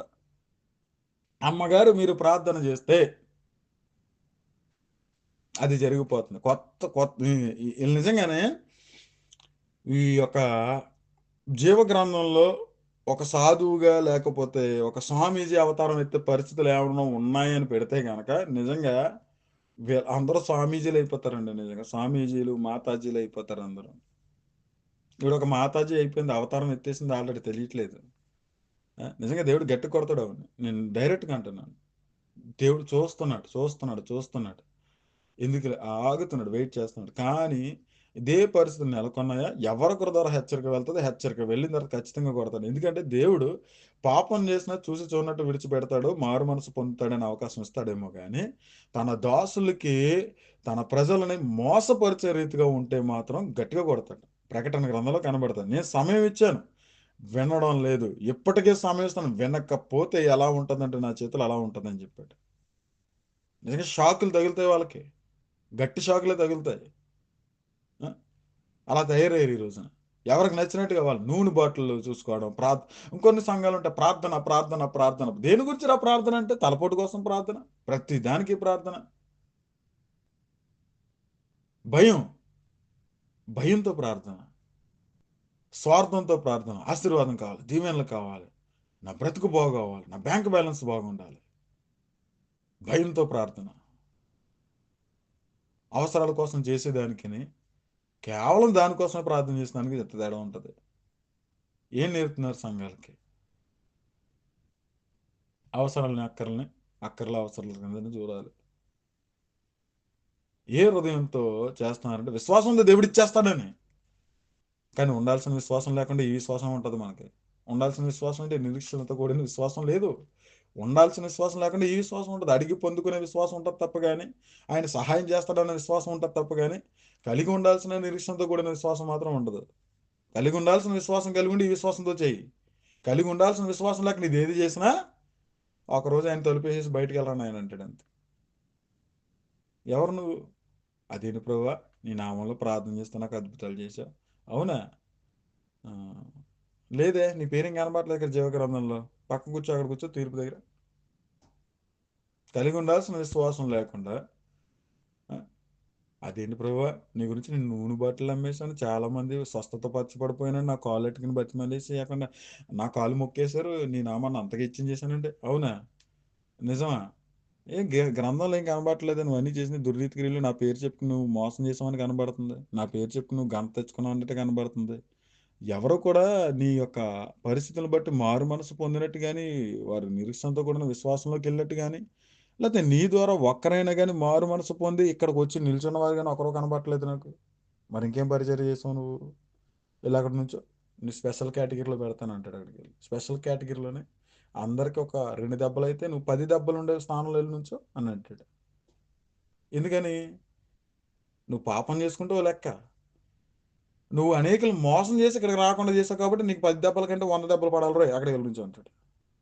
వాక్యాన్ని సీరియస్గా తీసుకోకపోతే, ఆకతాయితనంగా తీసుకుంటే పరిస్థితి ఎలాగ ఉంటుంది తీర్పు రోజున? ఖచ్చితంగా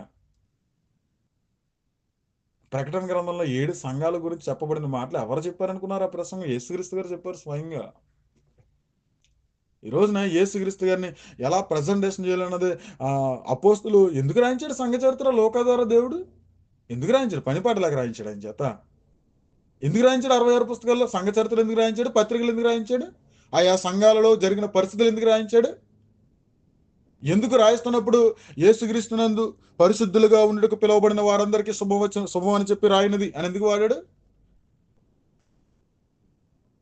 తండ్రి అయిన దేవుని ప్రేమ, కుమారుడైన యేసుక్రీస్తు కృపయందుల విశ్వాసం ద్వారా రక్షణ పొందుకున్న దేవుని పరిశుద్ధులందరికీ, దేవుని సంఘం అంతటికి కూడా శుభం అని చెప్పి రాయినదేమనగా అని ఎందుకు రాశారు? యేసుక్రీస్తు నామంలో ప్రతి స్థలంలో ప్రార్థన చేయి వారందరికీ తెలియజేయమన్నదేమనగా శుభం అని చెప్పి తెలియజేయనదేమనగా అని చెప్పి ఎందుకు రాశారు పత్రికలు? పని పడలేక రాశారు వాళ్ళు. ఎంతగా భద్రపరిచారు, ఎంతగా మనకిచ్చారు? చదువుకోవడానికే కదా, తెలుసుకోవడానికే కదా, అవి ప్రకటించడానికే కదా. ఆ పరిస్థితులు ఉండకూడదు అనే ఉదాహరణగా మనకి ఇచ్చాడు కదా. కానీ ఈ రోజున వాక్యం మనకొద్దు. ఏం కావాలి? నూనె బాటిల్ అమ్ముకోవడం కావాలి. అంతేనా? ఏం కావాలి మనకి? నూనె బాటిల్స్ కావాలి. బోధ మారిపోయింది, వాక్యం మారిపోయింది, రక్షణ వాక్యం మారిపోయింది. మీకు ఈ విషయం అర్థమైతే ఆత్మభారం కలిగి ఉండి ఇక్కడ చెప్పబడుతున్నటువంటి వాక్యం సత్యంగా వెళ్తుంది, నేను తెలుసుకుంటున్నాను, ఈ పరిస్థితులు తెలుసుకుంటున్నాను అనే ఆలోచన తీరు మీలో ఉంటే ఖచ్చితంగా శ్రద్ధగా వినండి, తెలుసుకోండి, నేర్చుకోండి, శ్రద్ధ నిలపండి, ఆసక్తి నిలపండి. అందరూ కూడా సొంత కార్యాలను చూసుకుంటున్నారు, యేసుక్రీస్తు కార్యాలను ఎవరు కూడా చూడడం లేదు. కనీసం మీలో నుంచి ఒకరైనా కానీ బయలుదేరి వస్తే చాలా సంతోషం. రైట్, ఇక్కడ స్పష్టంగా పేతురు ప్రసంగం చూడండి ఎలా ఉందో. ప్రతి జన్మలోనూ ఆయనకు భయపడి నీతిగా నడుచుకునే వారిని ఆయన అంగీకరించును. యేసుక్రీస్తు అందరికీ ప్రభు, ఆయన ద్వారా దేవుడు సమాధానకరమైన సువార్తను ప్రకటించి, సమాధానకరమైన సువార్త కాదు, నూనె బాటిల్ ప్రకటిస్తున్నారు. రైట్, మనం ముందుకు వెళ్ళిపోదాం. వెళ్తే ఇశ్రాయేలుకు పంపిన వర్తమానము మీరెరుగుదురు. యోహాను బాప్తిస్ము ప్రకటించిన తరువాత గలిలయ మొదలుకొని యూదయ అందంతటా ప్రసిద్ధమైన సంగతి మీకు తెలియను. అదేదనగా దేవుడు నజరేయుడైన యేసును పరిశుద్ధాత్మతోను శక్తితోను అభిషేకించినను అనున్నదియే. దేవుడు ఆయనకు తోడై ఉండను గనుక ఆయన మేలు చేయొచ్చు, అపవాది చేత పీడింపబడిన వారందరినీ స్వస్థపరచుచు సంచరించుచుండెను. ఆయన యూదుల దేశమందును యెరూషలేమునందును చేసిన వాటికన్నిటికీ మేము సాక్షులము. ఆయనను వారు మ్రానును వేలాడదీసి చంపిరి. దేవుడు ఆయనను 3వ దినాన లేపి ప్రజలందరికీ కాక దేవుడి చేత ముందుగా ఏర్పరచబడిన సాక్షులకే, అనగా ఆయన మృతులలో నుండి లేచిన తరువాత ఆయనతో కూడా అన్నపానములు పుచ్చుకునిన మాకే ఆయన ప్రత్యక్షముగా కనబడినట్లు అనుగ్రహించాను. ఇదియుగాక దేవుడు సజీవులకును మృతులకును న్యాయాధిపతినిగా నియమించినవాడు ఈయనే అని ప్రజలకు ప్రకటించి దృఢసాక్ష్యం ఇవ్వాలని మాకు ఆజ్ఞాపించెను. ఆయన యందు విశ్వాసం ఉంచి వాడెవడో వాడు ఆయన నామము మూలముగా పాప క్షమాపణ పొందునని ప్రవక్తలందరూ ఆయన్ను గురించి సాక్ష్యం ఇచ్చుచున్నారనను. పేతురు ప్రసంగం ఎంత చక్కగా ఉంది. పేతురు ప్రసంగం ముందుగా యెరూషలేము ప్రాంతంలో జరిగినటువంటి పరిస్థితులలో ఎవరిని చూపించారు? బాప్తిస్మిచ్చి యోహాను ప్రసంగాన్ని పరిచయం చేశాడు. ఆయన తర్వాతే యేసుక్రీస్తు గారు వచ్చి అందరికి మేలు చేశాడు. అందరికి మేలు చేయడం అంటే అద్భుతాలు, ఆశ్చర్యక్రియలు, సూచక్రియలు చేసి ఆయన పరిచర్య చేశాడు అని చెప్పాడు. అయితే ఆయన్నే దేవుడు న్యాయాధిపతిగా నియమించాడు. ఆయననే దేవుడు రక్షకుడిగా దీవించాడు. అందరూ కూడా ఆయనను సిలువకు అప్పగిస్తే దేవుడు మాత్రం ఆయన్ని 3వ దినాన తిరిగి లేపాడు. అంటే ఈ ప్రసంగాలు ఎవరెవరు కనబడుతున్నారు? తండ్రి అయిన దేవుడు, కుమారుడైన యేసుక్రీస్తు, పరిశుద్ధాత్ముడు. ముగ్గురు కనబడుతున్నారు ఒక ప్రసంగంలో. ముగ్గురు గురించి స్పష్టంగా చెప్తున్నాడు. స్పష్టంగా చెప్పి ఏమని చెప్తున్నాడు చివరికి చూడగా, ఆయనందు విశ్వాసం ఉంచి వాడెవడో వాడు ఆయన నామం మూలంగా పాప క్షమాపణ పొందునని ప్రవక్తలందరూ ఆయన గురించి సాక్ష్యం ఇచ్చుచున్నారండి. కొర్నేలికి ఎలా పరిచయం చేస్తున్నాడో చూడండి యేసుక్రీస్తుని. కొర్నేలు కుటుంబం దగ్గరికి వచ్చి ఆయన నమ్ముకుంటే మీరు ఆశీర్వాదాలు వస్తాయని చెప్పాడా? ఆయన నమ్ముకోండి, ప్రతి బలహీనత గురించి ప్రార్థన చేయండి అని చెప్పారా? చెప్పండి ఒకసారి. అదేమన్నా కనబడుతుంది అసలు ఇక్కడ? యేసుక్రీస్తునందు ఉంచవలసిన విశ్వాసం గురించే మాట్లాడుతున్నాడు. యేసుక్రీస్తునందు కలిగి ఉండాల్సిన పరిస్థితుల గురించే మాట్లాడుతున్నాడు. అదే మీరు ఉండాలని చెప్తున్నాడు. ఎంత స్పష్టంగా మాట్లాడుతున్నాడు పేతురు ప్రసంగం. తర్వాత ఏమన్నాడు చూడండి. పేతురు ఈ మాటలు ఇంకా చెప్పుచుండగా అతని బోధ విన్న వారందరి మీదకి పరిశుద్ధాత్మ దిగాను. సున్నతి పొందిన వారిలో పేతురుతో కూడా వచ్చిన విశ్వాసులందరూ పరిశుద్ధాత్మ వరము అన్యజనులు సైతము కొమ్మరింపబడిట చూచి విభ్రాంతి నొందిరి, ఏలైనగా వారు భాషలతో మాట్లాడుచు దేవుని గనపరచుచుండగా వినిరి. ఇక్కడ చూడండి. ఇక్కడ పేతురుకి యూదులకి కూడా ఒక విషయం మరలా తెలియాలి. ఏంటది? మొట్టమొదటిగా యూదుల మీదకి పెంతెకొస్తు పండగ రోజున పరిశుద్ధాత్ముడు దిగినప్పుడు ఏ విధంగా అయితే వాళ్ళు భాషలతో దేవుని మహిమపరిచారో, ఏ పరిస్థితులు అయితే అక్కడ జరిగాయో దృష్టాంతంగా చూశారో, ఆ దృష్టాంతంగా చూసినటువంటి వారు పేతురుతో పాటు ఇక్కడ కొంతమంది ఉన్నారు, పేతురు ఉన్నాడు. ఈ మాటలు చెప్పినప్పుడే వాళ్ళు హృదయంలో విశ్వాసం ఉంచారు. ఎప్పుడైతే ఆ విశ్వాసం వీరికి మారు మనసు, ఎప్పుడైతే విశ్వసించారో అప్పుడు మారు మనసు పొందుకున్నారు వీళ్ళు. అంటే మనసు మార్చుకున్నారు. ఇది నమ్మడమే. ఇది ఎప్పుడైతే నమ్మడో అదే మారు మనసు. అది ఎప్పుడైతే జరిగిందో ఆత్మలో ఆ క్రియ, వారి హృదయంలో ఎప్పుడైతే ఈ క్రియ జరిగిందో వెంటనే పరిశుద్ధాత్మను వీరి మీదకి దిగి రావడం, పెంతుకొస్తు పండుగ రోజున ఏదైతే జరిగిందో అదే రీతిగా భాషలు మాట్లాడడం జరిగించారు. ఎందుకు ఇది జరిగింది అనుకున్నారు? ఎందుకు ఇక్కడ భాషలు మాట్లాడారు అనుకున్నారు? ఎందుకు తమది కాని భాషలో దేవుని కార్యాలు మహిమపరుస్తున్నారన్న విషయం వీరికి పరిచయం చేశాడంటే, దేవుడు పక్షపాతి కాడు. యేసుక్రీస్తు అందరికి ప్రభు ఎలాగో యేసుక్రీస్తు నందు విశ్వాసం ద్వారా అందరి మీద కూడా పరిశుద్ధాత్ముడు కుమ్మరింపబడుతున్నాడు అని వీళ్ళు తెలుసుకోవడానికి అక్కడ అలా జరిగింది. దీన్ని ఎలా మార్చారో తెలుసా? అంటే పేతురు గ్రహించాలి, యూదులు గ్రహించాలి, అన్యజనుల మీద కూడా ఆయన ఆత్మను కుమ్మరించాడు. ఏ భేదము లేదు. క్రీస్తునందు అందరూ ఒక్కటే. క్రీస్తునందు విశ్వాసం ద్వారా యూదుడని గ్రీసుదేశుడని భేదం లేకుండా అందరికీ కూడా ఆయన ధారాళంగా తన ఆత్మను కుమ్మరించాడు. అందరూ కూడా క్రీస్తునందు ఒకే రాజ్యంలో ఒకే ప్రజగా ఉన్నాము. అక్కడ ఏ భేదాలు ఏ తారపర్యాలు లేవన్న విషయాన్ని వీరికి తెలియడానికి, ఎందుకంటే వీరందరూ కూడా అన్యులతో సహవాసం చేయరు, అన్యజనులతో ఉండరు, అది యూదునికి తగినది కాదు అన్న పరిస్థితులు వీరు హృదయంలోంచి ఈ ఆలోచన తీసేయాలి. ఈ ఈ పరిస్థితిని మార్చుకోవాలి. ఈ విషయంలో వీళ్ళు మారు మనసు మార్చుకోవాలి. ఏంటి మారు మనసు పొందాలి? ఈ విషయంలో మారు మనసు పొందడం అంటే, అరే దేవుడికి అటువంటిది ఏమీ లేదు, అన్యుడని యూదుడని ఏ భేదం లేదు, క్రీస్తునందు తన కుమారునందు విశ్వాసం ద్వారా రక్షణ పొందుకున్న ప్రతి ఒక్కరు కూడా ఆయన ప్రజలే, ఆయన పిల్లలే, వారందరి మీద కూడా దేవుడు తన ఉచితమైన కృప ద్వారా ఆత్మను అనుగ్రహించుతున్నాడు అన్న తీర్మానంలోకి రావాలని ఇది జరిగింది. కానీ కొంతమంది ఏం చేస్తారో తెలుసు, ఇక్కడ భాషలు మాట్లాడారు కదండి. ఇక్కడ కూడా ఉన్న వాళ్ళు ఆత్మను పొందుకుంటే భాషలు మాట్లాడతారు కదండి. ఏంటది? ఈడికే అర్థం కాదు. తత్తమమ్మ షబబ రబబ ఇయ భాషలు అంటే మార్చేశారు అలాగా. అదొక పనికి మాలిన బోధ. భాషలు మాట్లాడతారని ఎవడైతే రబాబా షబాబా గారుగుది గంగలపోసం అంటున్నారో వాళ్ళందరూ కూడా పనికి మాలిన వాళ్ళే. ఇక్కడ ఉన్న భాషలకు అర్థాలు అవి కాదు. ఇక్కడ ఉన్న వాళ్ళందరూ ఎవరో తెలుసా? అన్యజనులు. వీరికి ఏ భాష వచ్చు?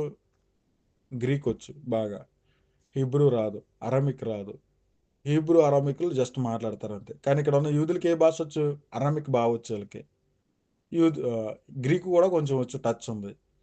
కానీ హీబ్రూ బాగా వచ్చు. వీళ్ళు ఇక్కడ మాట్లాడుతున్న భాష ఏంటో తెలుసా? ఇక్కడ ఎవరైతే పేతురు బృందం ఉందో వారికి వచ్చిన భాషలో, వాళ్ళకి అర్థమయ్యే భాషలో వీళ్ళు మాట్లాడుతున్నారు. వీళ్ళకి ఆ భాష రాదు, కానీ ఆ భాషలో వీళ్ళు మాట్లాడుతున్నారు. అనర్గళంగా మాట్లాడుతున్నారు. అనర్గళంగా అంటే నాలుక లబలబలమంటూ మాట్లాడుతున్నారు తప్ప కానీ నెతుక్కోవడం లేదు. అందుకు వీళ్ళు ఆశ్చర్యపడ్డారు. దాని గురించి చెప్పబడింది ఇక్కడ. కానీ దీన్ని ఎలా మార్చేశారు వీళ్ళు? ఆత్మను పొందుకుంటే భాషలు మాట్లాడతారు. ఏందిరా నాయన ఇది? ఏంది ఇది?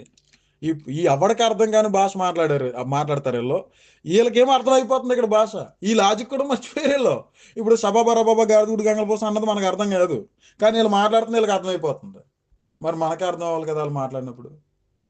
లాజిక్ కదా ఇది. ఇప్పుడు అలా పెంతుకొస్తు పండుగ రోజుల్లో భాషలు మాట్లాడుతున్నారు. వాళ్ళ భాషలతో మాట్లాడుతున్నప్పుడు వీళ్ళకి అర్థమైపోయింది వింటున్న వాళ్ళకి. అరే వాళ్ళు ఆశ్చర్యపడ్డారు. అరే వీళ్ళు మన భాషలతో ఆ దేవుని మహిమ కార్యాలను దేవుని మహిమపరుస్తున్నారని అర్థమైపోయింది. ఆ స్టేట్మెంట్ మనకు అక్కడ కనబడుతుంది. మరి ఇక్కడ కూడా ఏం కనబడుతుంది? అరే వీళ్ళు భాషలతో మాట్లాడుతున్నారు, భాషలతో ఏం మాట్లాడుతున్నారు? దేవుని కార్యాలు మహిమపరుస్తున్నారు అని అన్నారు. అర్థమవుతుంది. మనకి వినబడే భాష ఏంట్రా భాష అన్నట్టుగా ఇలా నోరెళ్ళ పెడతాం. అదో రకమైన భాష ఏమో. ఓరి అందరు భాష రబా భాష కలక మకలక అంటే అది ఏ విధంగా తీసుకోవాలి? ఎవరు వీళ్ళు ఏం చేస్తున్నారా? మంత్రాలు వేస్తున్నారా? ఏవి వేస్తున్నారా? తలగొక్కుంటాం మనం. కానీ వాళ్ళు అలా తలగొక్కట్లేదు. ఎందుకంటే వాళ్ళకి ఏం కనబడుతుంది ఇక్కడ? దేవుని మహిమపరుస్తున్నారు వాళ్ళు. వాళ్ళకి అర్థమవుతుంది వీళ్ళు దేవుని కార్యాల గురించి చెప్తున్నారు. దేవుడు ఏ కార్యం చేశాడు ఆ కార్యం గురించి చెప్తున్నాడని వీళ్ళకి అర్థమవుతుంది. మన మధ్యన మాట్లాడే భాష ఎవరికి అర్థం కాదు. ప్రపంచంలో ఏ మనుషుడికి కూడా అర్థం అవుతుంది. ప్రపంచంలో పెద్ద పెద్ద మినిస్ట్రీస్ పెట్టుకుని పెద్ద పెద్ద బోధకులు అనుకున్న వాళ్ళు మాట్లాడే మాట ఎవరికి అర్థం కాదు. అక్కడ కూర్చున్న తన భార్యకి అర్థం కాదు. వాడి భార్యకి అర్థం కాదు. అంతెందుకు వాడిని అడగండి నువ్వేం మాట్లాడేవారంటే నాకేంటో నాకే తెలీదు వెళ్ళిపోయిన ఆత్మరూపైన మాట్లాడేశాను అంటాడు. అందుకే మన పౌలు గారు కొరింథీయులకు రాసిన పత్రికలో ప్రవక్తల ఆత్మలు ప్రవక్తల స్వాధీనంలో ఉన్నవి. నేను ఆత్మవశంలోకి వెళ్ళిపోయాను. నచ్చినట్టుగా నేను మాట్లాడేస్తాను. నచ్చినట్టుగా చేసేస్తాను అంటే కుదరదురయ్యా. నువ్వేం మాట్లాడుతున్నావో నువ్వు స్పృహలోనే ఉండి మాట్లాడుతావు. ప్రవక్తల ఆత్మలు ప్రవక్తల స్వాధీనంలో ఉన్నాయి. అంటే ఆత్మ ద్వారా నువ్వు నడిపించి పలుకుతున్నప్పుడు నువ్వేం పలుకుతున్నావో నీకు తెలియకుండా పలుకో. నువ్వు పలికేది స్పష్టంగా అర్థమయ్యేటట్లే ఉంటుంది తప్ప కానీ అర్థం కానిటట్లు ఉండదు. ఒకవేళ ఆత్మరూపంగా ప్రవచనాన్ని ప్రకటించినా అర్థమయ్యే భాషలోనే ప్రవచిస్తావు. కానీ దాని అర్థం తెలియకపోవచ్చు.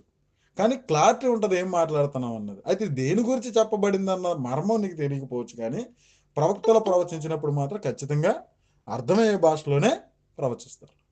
ఇక్కడ అందుకే కొరింథీయులకు రాసిన పత్రికలు అందుకే అన్నాడు. ఎందుకంటే ఇటువంటి వాళ్ళు అక్కడ కూడా ఎడతారు కదా. అందుకే అన్నాడు ప్రవక్తల ఆత్మలు ప్రవక్తల స్వాధీనంలో ఉన్నవి. నాలో పరిశుద్ధాత్మ వచ్చాడు కాబట్టి నేనేం మాట్లాడుతున్నాను నాకే తెలియదండి అని అంటారు. వంకలు సాకులు అవన్నీ. పోనీ నీవేం మాట్లాడుతున్నావు నీకు తెలియదు. అది నిజమే, కరెక్ట్ అది. ఎందుకంటే ఆత్మ ద్వారా మాట్లాడుతున్నావు. కానీ నువ్వు మాట్లాడితే పక్కోడికి అర్థమవుతుంది దాని అర్థం అది. ఇప్పుడు అక్కడ పెంతుకొస్తు పండుగ రోజున వారు మాట్లాడే భాష వారికి తెలియదు. కానీ ఆత్మ ద్వారా పలుకుతున్నారు వాళ్ళు. కానీ ఎందుకు పలుకుతున్నారు ఏం పలుకుతున్నారు అన్నది కింద ఉన్నవాడికి అర్థమైంది. ఇక్కడ కూడా అంతే. కొర్నేలికి ఈ కుటుంబానికి హీబ్రూ రాదనుకుందాం. హీబ్రూ భాషలో దేవుని కార్యాలు చెప్తున్నారు. కానీ వాళ్ళు ఏం పలుకుతున్నారు వాళ్ళకి తెలియకపోవచ్చు.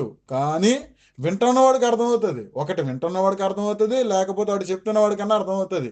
ఎవరికి అర్థం అవ్వకుండా శబరబరవరం అబవరం అంటే కనుక అది మంచిది కాదు. వాళ్ళు సాతాను చేతిలో ఉన్నారు. భ్రమపరచు ఆత్మను కలిగి ఉన్నారు. మోసపరచు ఆత్మను కలిగి ఉన్నారు. వారెంత మాత్రమును కూడా దేవుని ఒక వాక్యాన్ని ఎరిగిన వారు కారు. నేను నిజంగా చెప్తున్నాను అన్నమాట. కాబట్టి ఇక్కడ ఈ పరిస్థితులు మనకి ఎందుకు కనబడ్డాయంటే పేతురు వీళ్ళందరూ కూడా తెలుసుకోవాలి. వాళ్ళందరూ ఏమని తెలుసుకోవాలి? 46 వచనం. పరిశుద్ధాత్మ వరము అన్యజనుల మీద సైతము కుమ్మరింపబడుట చూచి విభ్రాంతి నొందిరి. ఏలయనగా వారు భాషలతో మాట్లాడుచు దేవుని గణపరుచుతుండగా వినిరి. అందుకు పేతురు మనవలే పరిశుద్ధాత్మను పొందిన వీరు బాప్తిస్మ పొందకుండా ఎవడైనా నీళ్ళకు ఆటంకము చేయగలడా అని చెప్పి యేసుక్రీస్తు నామమందు వారు బాప్తిస్మ పొందవాలని ఆజ్ఞాపించను. ఇక్కడ సందర్భంలో మనకి బాప్తిసం పొందుకోక ముందే పరిశుద్ధాత్మ వరాన్ని కలిగి ఉన్నారు వీళ్ళు. యేసుక్రీస్తు పాప క్షమాపణ నిమిత్తం బాప్తిసం పొందుకోక మునిపే. అంటే ఇక్కడ ఒకటి ఆలోచించాలి. బాప్తిసంలో రక్షణ ఉందా? మారు మనసులో రక్షణ ఉందా? ఎప్పుడైతే యేసుక్రీస్తు గురించిన వాక్యం హృదయంలో అంగీకరించారో అప్పుడే నువ్వు క్రొత్తగా జన్మించినట్లు. అప్పుడే నువ్వు దేవుని నిబంధనలోకి వెళ్ళిపోయావు. అది నీకు దేవునికి తప్ప ఎవ్వరికీ తెలియదు. అది నేను కలిగి ఉన్నానని చెప్పేదే దేవునితో చేసుకునే నిబంధన, మనుషులకి కనపరిచేసుకునే నిబంధన బాప్తిసం. అందుకే నేను అంటాను రక్షణ బాప్తిసంలో లేదు, రక్షణ క్రీస్తులో ఉంది. రక్షణ క్రీస్తునందు విశ్వాసం ద్వారా ఎప్పుడైతే క్రీస్తుని విశ్వసించో అప్పుడే నువ్వు రక్షణ పొందుకుంటున్నావు. అప్పుడే నువ్వు రక్షింపబడ్డావు. అప్పుడే క్రొత్తగా జన్మించావు. ఈ విషయాన్ని నువ్వు అంగీకరించావని దేవునితో ఒప్పుకోలు చేసుకుంటున్నావని ప్రజలందరికీ సంఘానికి కూడా నువ్వు ప్రత్యేకింపబడ్డావని క్రీస్తుని అంగీకరించావని ప్రజల పక్షంగాను ఆకాశము భూమికి మధ్యన సాక్షిగా నిన్ను పెట్టుకుని ఆ నిబంధనలోకి నడిపిస్తున్నాడు. అందుకే బాప్తిసంలో రక్షణ లేదు, రక్షణ క్రీస్తులో ఉంది. అది పొందుకున్న తర్వాత నువ్వు బాప్తిసం తీసుకుంటున్నావు. దేవుని నామానికి మహిమ కలుగును గాక. వెంటనే ఇక్కడ పేతురు ఏమంటున్నాడు? నీళ్ళలో బాప్తిసం ఇవ్వాలి. నిబంధన వీళ్ళు అంగీకరించారనేసి దేవుడి క్రమం పెట్టాడు. బాప్తిస్మం అనేది ఇవ్వండి ఇటువంటి వాళ్ళకన్నది. అది పరలోకం నుండి కలిగింది. పాప క్షమాపణ నిమిత్తమైన బాప్తిస్మంలో వారికి ఇవ్వడం జరిగింది. రైట్. ఆ తర్వాత ఇంకేం జరిగిందో చూద్దాం ఒకసారి. అందుకు పేతురు, మన వలె పరిశుద్ధాత్మను పొందిన వీరు బాప్తిసం పొందకుండా ఎవడైనను నీళ్ళకు ఆటంకము చేయగలడా అని చెప్పి యేసుక్రీస్తు నామందు వారు బాప్తిసం పొందవాలని ఆజ్ఞాపించాను. తరువాత కొన్ని దినములు తమ యొద్ద ఉండమని వారు అతను వేడుకొనిరి. అన్యజనులను దేవుని వాక్యం అంగీకరించారని అపోస్తులను యోదయ యోదయ అన్నంతటున్న సహోదరులను వినిరి. పేతురు యెరూషలేమునకు వచ్చినప్పుడు సున్నతి పొందిన వారు నీవు సున్నతి పొందిన వారి వద్దకు పోయి వారితో కూడా భోజనము చేస్తూనే అతనితో వాదము పెట్టుకున్నది. ఈ విషయం ఎంతమందికి తెలుసు? పేతురుకి, పేతురు బృందానికి తెలుసు. కానీ యూదులు ఎవరికి కూడా అన్యులతో సహవాసం చేయడం కానీ, భోజనం చేయడం కానీ, వాళ్ళ ఇంటికి వెళ్ళడం కానీ వాళ్ళకి తగినది కాదు, ధర్మం కాదు. అయితే ఈ పరిస్థితి ఏ విధంగా జరిగింది, ఎందు నిమిత్తం జరిగింది అన్నది పేతురికి, పేతురుతో పాటు ఉన్న వాళ్ళకి తెలుసు కానీ తక్కిన యూదులకి తెలియదు. కాబట్టి వారి దగ్గరికి ఒక సమాచారం వెళ్ళింది. ఎవరికి ఉంటారు కదా కొండెపు మాట, ఇదిగో పేతురు పలానా ఇంట్లోకి వెళ్ళాడు, పలానా అంజులతో భోజనం చేశాడు, అక్కడే చాలా టైం ఉన్నారు, ఆ తర్వాత వచ్చారని విషయం తెలిసినప్పుడు వాళ్ళు ఏం చేస్తారంటే ఇతనితోటి పేతురుతోటి వాదం పెట్టుకున్నారు. ఆ వాదం పెట్టుకున్నప్పుడు పేతురు మొదటి నుంచి జరిగిందంతా కూడా 11వ అధ్యాయంలో స్పష్టంగా పేతురు ఎప్పుడు ప్రార్థన చేసుకున్నాడో, పేతురు ప్రార్థన చేసుకుని పడుకున్నప్పుడు ఏ విధమైన దర్శనం కలిగింది, ఆ తర్వాత అప్పటికే కొర్నేలి కుటుంబానికి ఏ విధమైన దర్శనం కలిగింది, ఆ తర్వాత అక్కడికి వెళ్ళిన తర్వాత పేతురు ప్రకటించింది ఏంటి, ఆ ప్రకటించినటువంటి వాక్యం వినుచుండగానే విశ్వాసం ఎప్పుడైతే వాళ్ళ హృదయంలో ప్రభువైన యేసుక్రీస్తుని అంగీకరించారో అప్పుడు వారి మీదకు పరిశుద్ధాత్మ అనుగ్రహింపబడడం, అనుగ్రహింపబడిన తర్వాత వారు చేసినటువంటి పలికినటువంటి భాషలలో ఇవన్నీ కూడా చెప్పడం, ఇవన్నీ కూడా వారికి వివరిస్తాడు. అన్ని వివరించిన తర్వాత వారు కూడా ఏం చేస్తారంటే దేవుణ్ణి మహిమపరుస్తూ ఉంటారు. ఒకసారి మనం చూద్దాం. మీకు 11వ అధ్యాయం 15వ వచనం దాకా వివరించాను. చూద్దాం. 15 వచనం కానించి వచనాలు చదువు ముగించేస్తా. అపోస్తుల కార్యములు 11 అధ్యాయం 15 వచనం కానించి. నేను నారంభించినప్పుడు పరిశుద్ధాత్మ మొదట మన మీదకి దిగిన ప్రకారం, అపోస్తుల కార్యములు 11 అధ్యాయం 15 వచనం కానించి. నేను మాట్లాడారంభించినప్పుడు పరిశుద్ధాత్మ మొదట మన మీదకి దిగిన ప్రకారం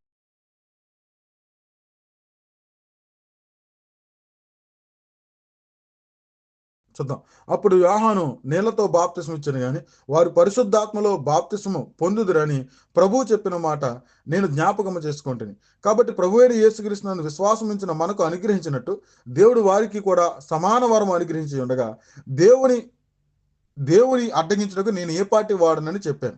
వారు ఈ మాటలు విని మరేమీ అడ్డము చెప్పక, అట్లయితే అన్ని జనులకు దేవుడు జీవార్థమైన మారు మనసు దయచేసి ఉన్నాడని చెప్పుకొనుచు దేవుని మహిమపరచరి. పేతురు కొర్నేలు కుటుంబానికి చేసిన ప్రసంగంలో మో ముఖ్యమైనటువంటి విషయాలు మనం తెలుసుకున్నాం ఈ రోజున. కొర్నేలి ఒక అన్యజనుడు, కానీ భక్తిపరుడు. ఏ విధమైన భక్తిపరుడు అంటే ఆ, ఒక రాజు కాలంలో టాలమీ అనే చక్రవర్తి యూదులకున్న ధర్మశాస్త్రాన్ని గ్రీకు భాషలోకి తర్జుమా చేస్తాడు. ఆ గ్రీకు భాషలోకి తర్జుమా చేయబడినటువంటి దేవుని ధర్మశాస్త్రాన్ని ధ్యానించినటువంటి వారు అనేక మంది గ్రీకులు ఆ, ఇశ్రాయేలు దేవుడని యెహోవా యందు విశ్వాసం ఉంచారు. వారికి మందిరంలో ప్రవేశం లేదు కానీ ఆ దేవుని నమ్మారు. ఆ దేవుడు చెప్పిన రీతిగా ధర్మకార్యాలు చేశారు. ఆ దేవునికి ప్రార్థన చేస్తూ ఉండేవారు. యూదులు ఎలాగైతే మందిరంలోకి వెళ్ళి 3 సార్లు ప్రార్థన చేసుకుంటారో వీరు కూడా అదే సమయానికి వారు ఉన్నటువంటి గదిలో ప్రార్థన చేసుకుని ఇలాంటి భక్తి పరులుగా ఉన్న వారి మధ్యకి పేతురుని పంపించి ఏం చేశాడంటే ప్రభువైన యేసుని క్రీస్తుని గురించి ప్రకటించి వారికి కూడా పరిశుద్ధాత్మను అనుగ్రహించి వారికి వీరికి కూడా సాక్షార్థంగా వారి మధ్యన పరిశుద్ధాత్మను అనుగ్రహించాడు. ఇట్టి రీతిగా జీవార్థమైన వారు మనసు ప్రజలందరికీ కూడా యేసుక్రీస్తు ద్వారా దయచేసి వారందరికీ కూడా సమాధానపరుచుకున్నాడు అన్న విషయాన్ని తెలియజేశాడు. ఇక్కడ పేతురు ఒక పరిచర్య, కొర్నేలు కుటుంబానికి పేతురు ఒక పరిచర్య, పేతురుకు వచ్చిన దర్శనం, అదే రీతిగా కొర్నేలుకు వచ్చిన దర్శనం క్రీస్తునొద్దనికి, క్రీస్తు ద్వారా దేవుని రాజ్యంలోనికి నడిపించబడడానికే. కానీ మనోళ్ళకి వచ్చి దర్శనాలు చూడాలి, పెళ్ళిళ్ళు చేస్తాం, పిండాలు పెడతాం, తద్దినాలు పెడతాం, మాకు చెప్పండి, మాకు డబ్బులు ఇవ్వండి, మేము ప్రార్థన చేస్తాం, మీ జాతకం దేవుడు మాకు చెప్తాడు, ఆ జాతకం మీ దగ్గర వచ్చి పెడతాం, మీ దగ్గర చెప్తాం. రేపటి గురించి చింతించకండి రా బాబు అని యేసుక్రీస్తు గారు చెప్తే రేపటి గురించి వీళ్ళ జాతకాలు చెప్తారు కొంతమంది వచ్చి ప్రార్థన చేసి. మరి వీళ్ళని ఏమనాలి? వీళ్ళని ఏమనాలి చెప్పండి? మీరు సత్యంలో ఎదిగారు అనుకోండి, మనం పెద్ద యుద్ధమే చేయాల్సి వస్తుంది.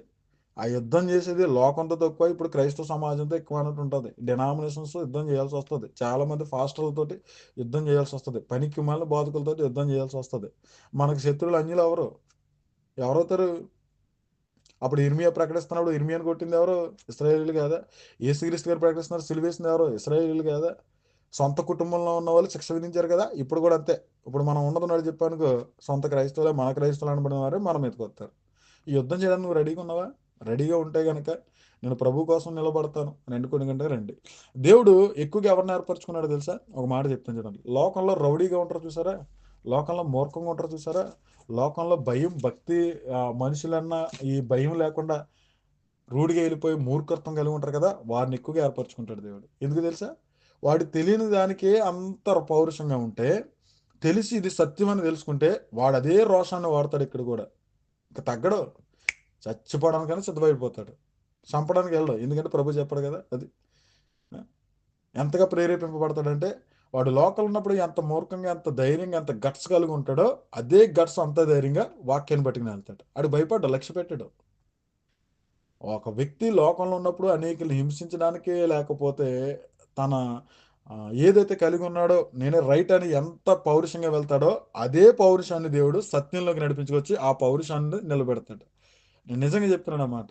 అంతే ధైర్యంగా ఉంటాడు. వాక్యం సత్యం చెప్పేవాడు ఎంత ధైర్యంగా ఉంటాడు అంటే అంతే ధైర్యంగా ఉంటాడు. గట్స్ కలిగి ఉంటాడు. అసలు భయపడ్డా. ఎవరు తిట్టుకుంటే ఏంటి పట్టించుకోడు, డోంట్ కేర్. ఏ సర్టిఫికెట్లు ఇచ్చుకుంటే ఇచ్చుకో, నేను పట్టించుకోను అంటాడు. నన్ను తిట్టుకున్న పర్లా, కొట్టుకున్న పర్లా, కొట్టడానికి వచ్చిన పర్లా, నన్ను నేను డిఫెన్స్ చేసుకుని నేను కాపాడుకుని వెళ్ళిపోతాను తప్ప కానీ తిరిగి దాడి చేయను. కానీ నేను మాత్రం నిజం చెప్తాను అంటాడు. భయపడ్డు, రాజీ పడ్డు, కుటుంబానికి రాజీ పడ్డు. అవసరమైతే అడ్డొచ్చిన వాళ్ళందరినీ పక్కన గిట్టేస్తాడు. నాకు అవసరం లేదంటాడు. యేసుక్రీస్తు కంటే నాకు ప్రాముఖ్యమైనది ఏదే లేదంటాడు. పరిచర్య కంటే నాకు ప్రాముఖ్యమైనది ఏదే లేదంటాడు. నిజం చెప్తున్నాను నేను. నాకు పరిచర్య, వాక్యము, యేసుక్రీస్తు కార్యాల గురించి తప్ప నాకు ఏ ప్రాముఖ్యం లేదు. సొంత జనుల శత్రులు అయిపోయినా ఐ డోంట్ కేర్. నేను నిజమే చెప్తా. సత్యం వింటే లేకపోతే లేదు. సత్యాన్ని ప్రతిష్ఠించకుండా ఆటంకంగా ఉంటే కనుక నిన్ను పక్కన పెట్టేస్తా అవసరం అయితే. నాకు అవసరం లేదు నువ్వు. అది మనుషులు కావచ్చు, వస్తువులు కావచ్చు, ఉద్యోగం కావచ్చు, ఏదైనా కావచ్చు. ఆఖరికి తన ప్రాణాన్ని కూడా కావచ్చు.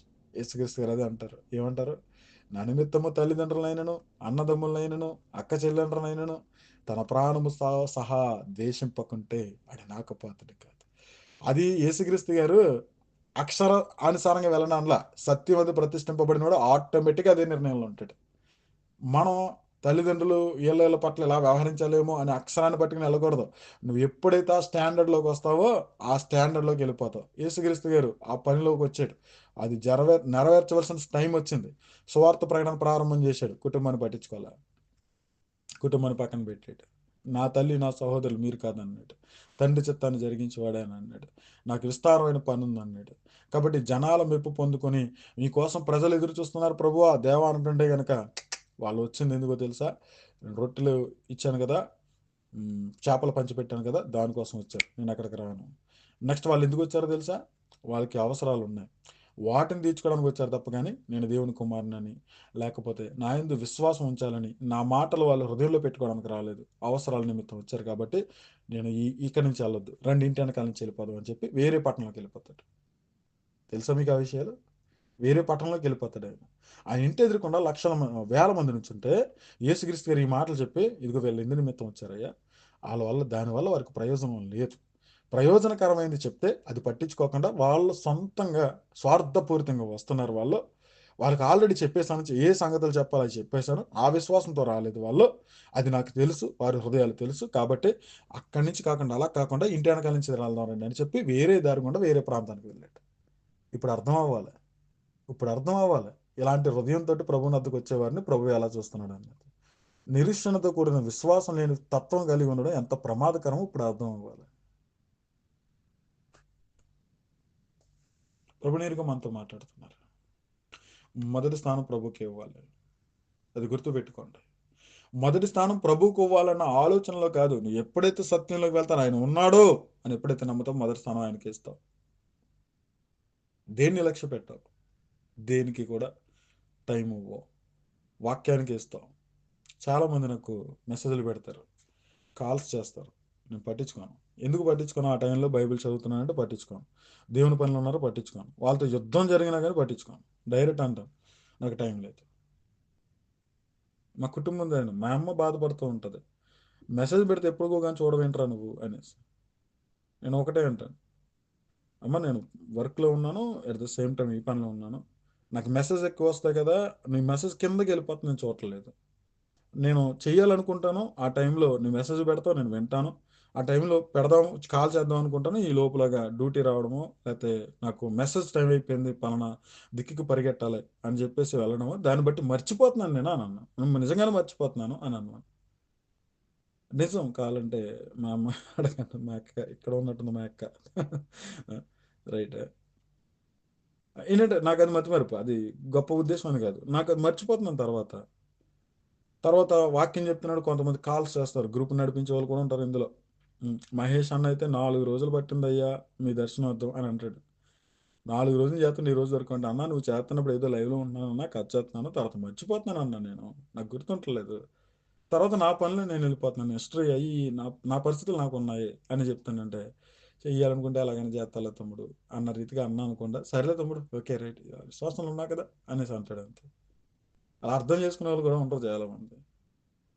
అదే లూదియా సిస్టర్ గారు కూడా ఒక విషయంలో 4 రోజులు 5 రోజులు ఏదో మెసేజ్ పెట్టారు పాపం.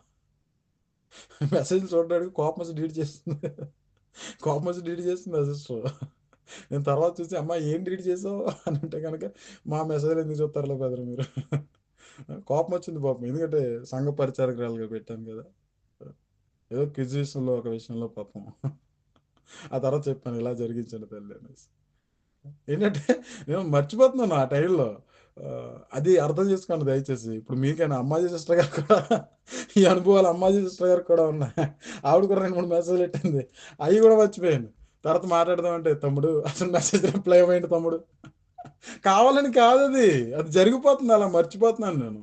మరి మీ ఓపిక దీర్ఘశాంతం కలిగి ఉండడం అనుకో, లేతే నా పట్ల ఆ పరిస్థితిని బట్టి మీరొక కోపాన్ని పెట్టుకొని నాకు తెలీదు గానీ, నా జీవితంలో ఇది పోవాలని ప్రార్థన చేయండి. Right okay. ఈ మతిమరుపు లేకుండా ఈ విషయంలో అందరి పట్ల గూడా. హ్మ్. Right okay.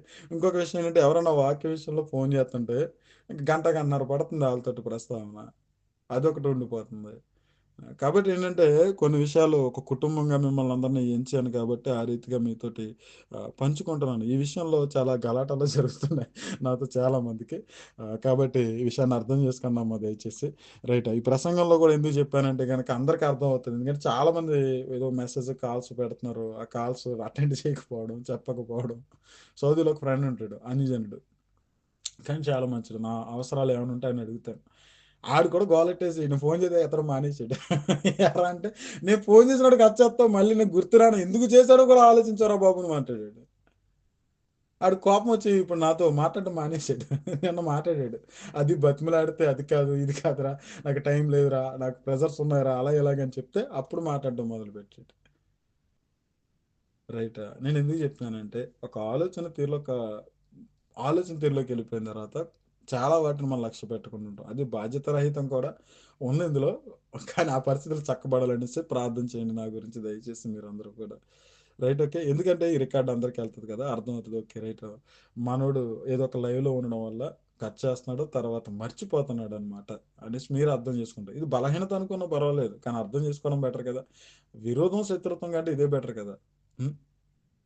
10 నిమిషాల్లో చేస్తా ఉంటాను కొంతమందికి, ఎందుకంటే లైవ్ అయిపోద్ది కదా, ఇది చేసేద్దాం అనుకోండి. లైవ్ అయిన తర్వాత మళ్ళీ ప్రసంగం కంటే ఎక్కువ టైం పడుతుంది అక్కడ నాకు క్వశ్చన్స్కి వాటికి వీటికి సమాధానం చెప్పడం. ఈ లోపలగా డ్యూటీ వస్తుంది, వీళ్ళకి ఆరెక్కేస్తాం. ఈ లోపలగా ఆకలిస్తుంది, అటు వెళ్ళిపోతా అయిపోయింది.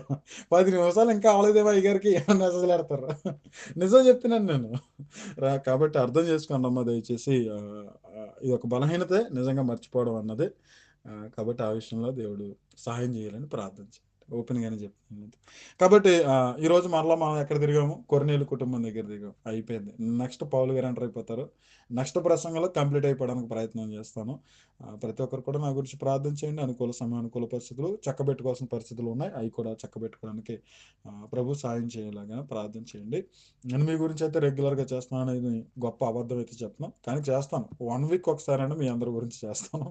ప్రతిరోజు అయితే చేయను, నేను ముందుగానే చెప్పేస్తున్నాను.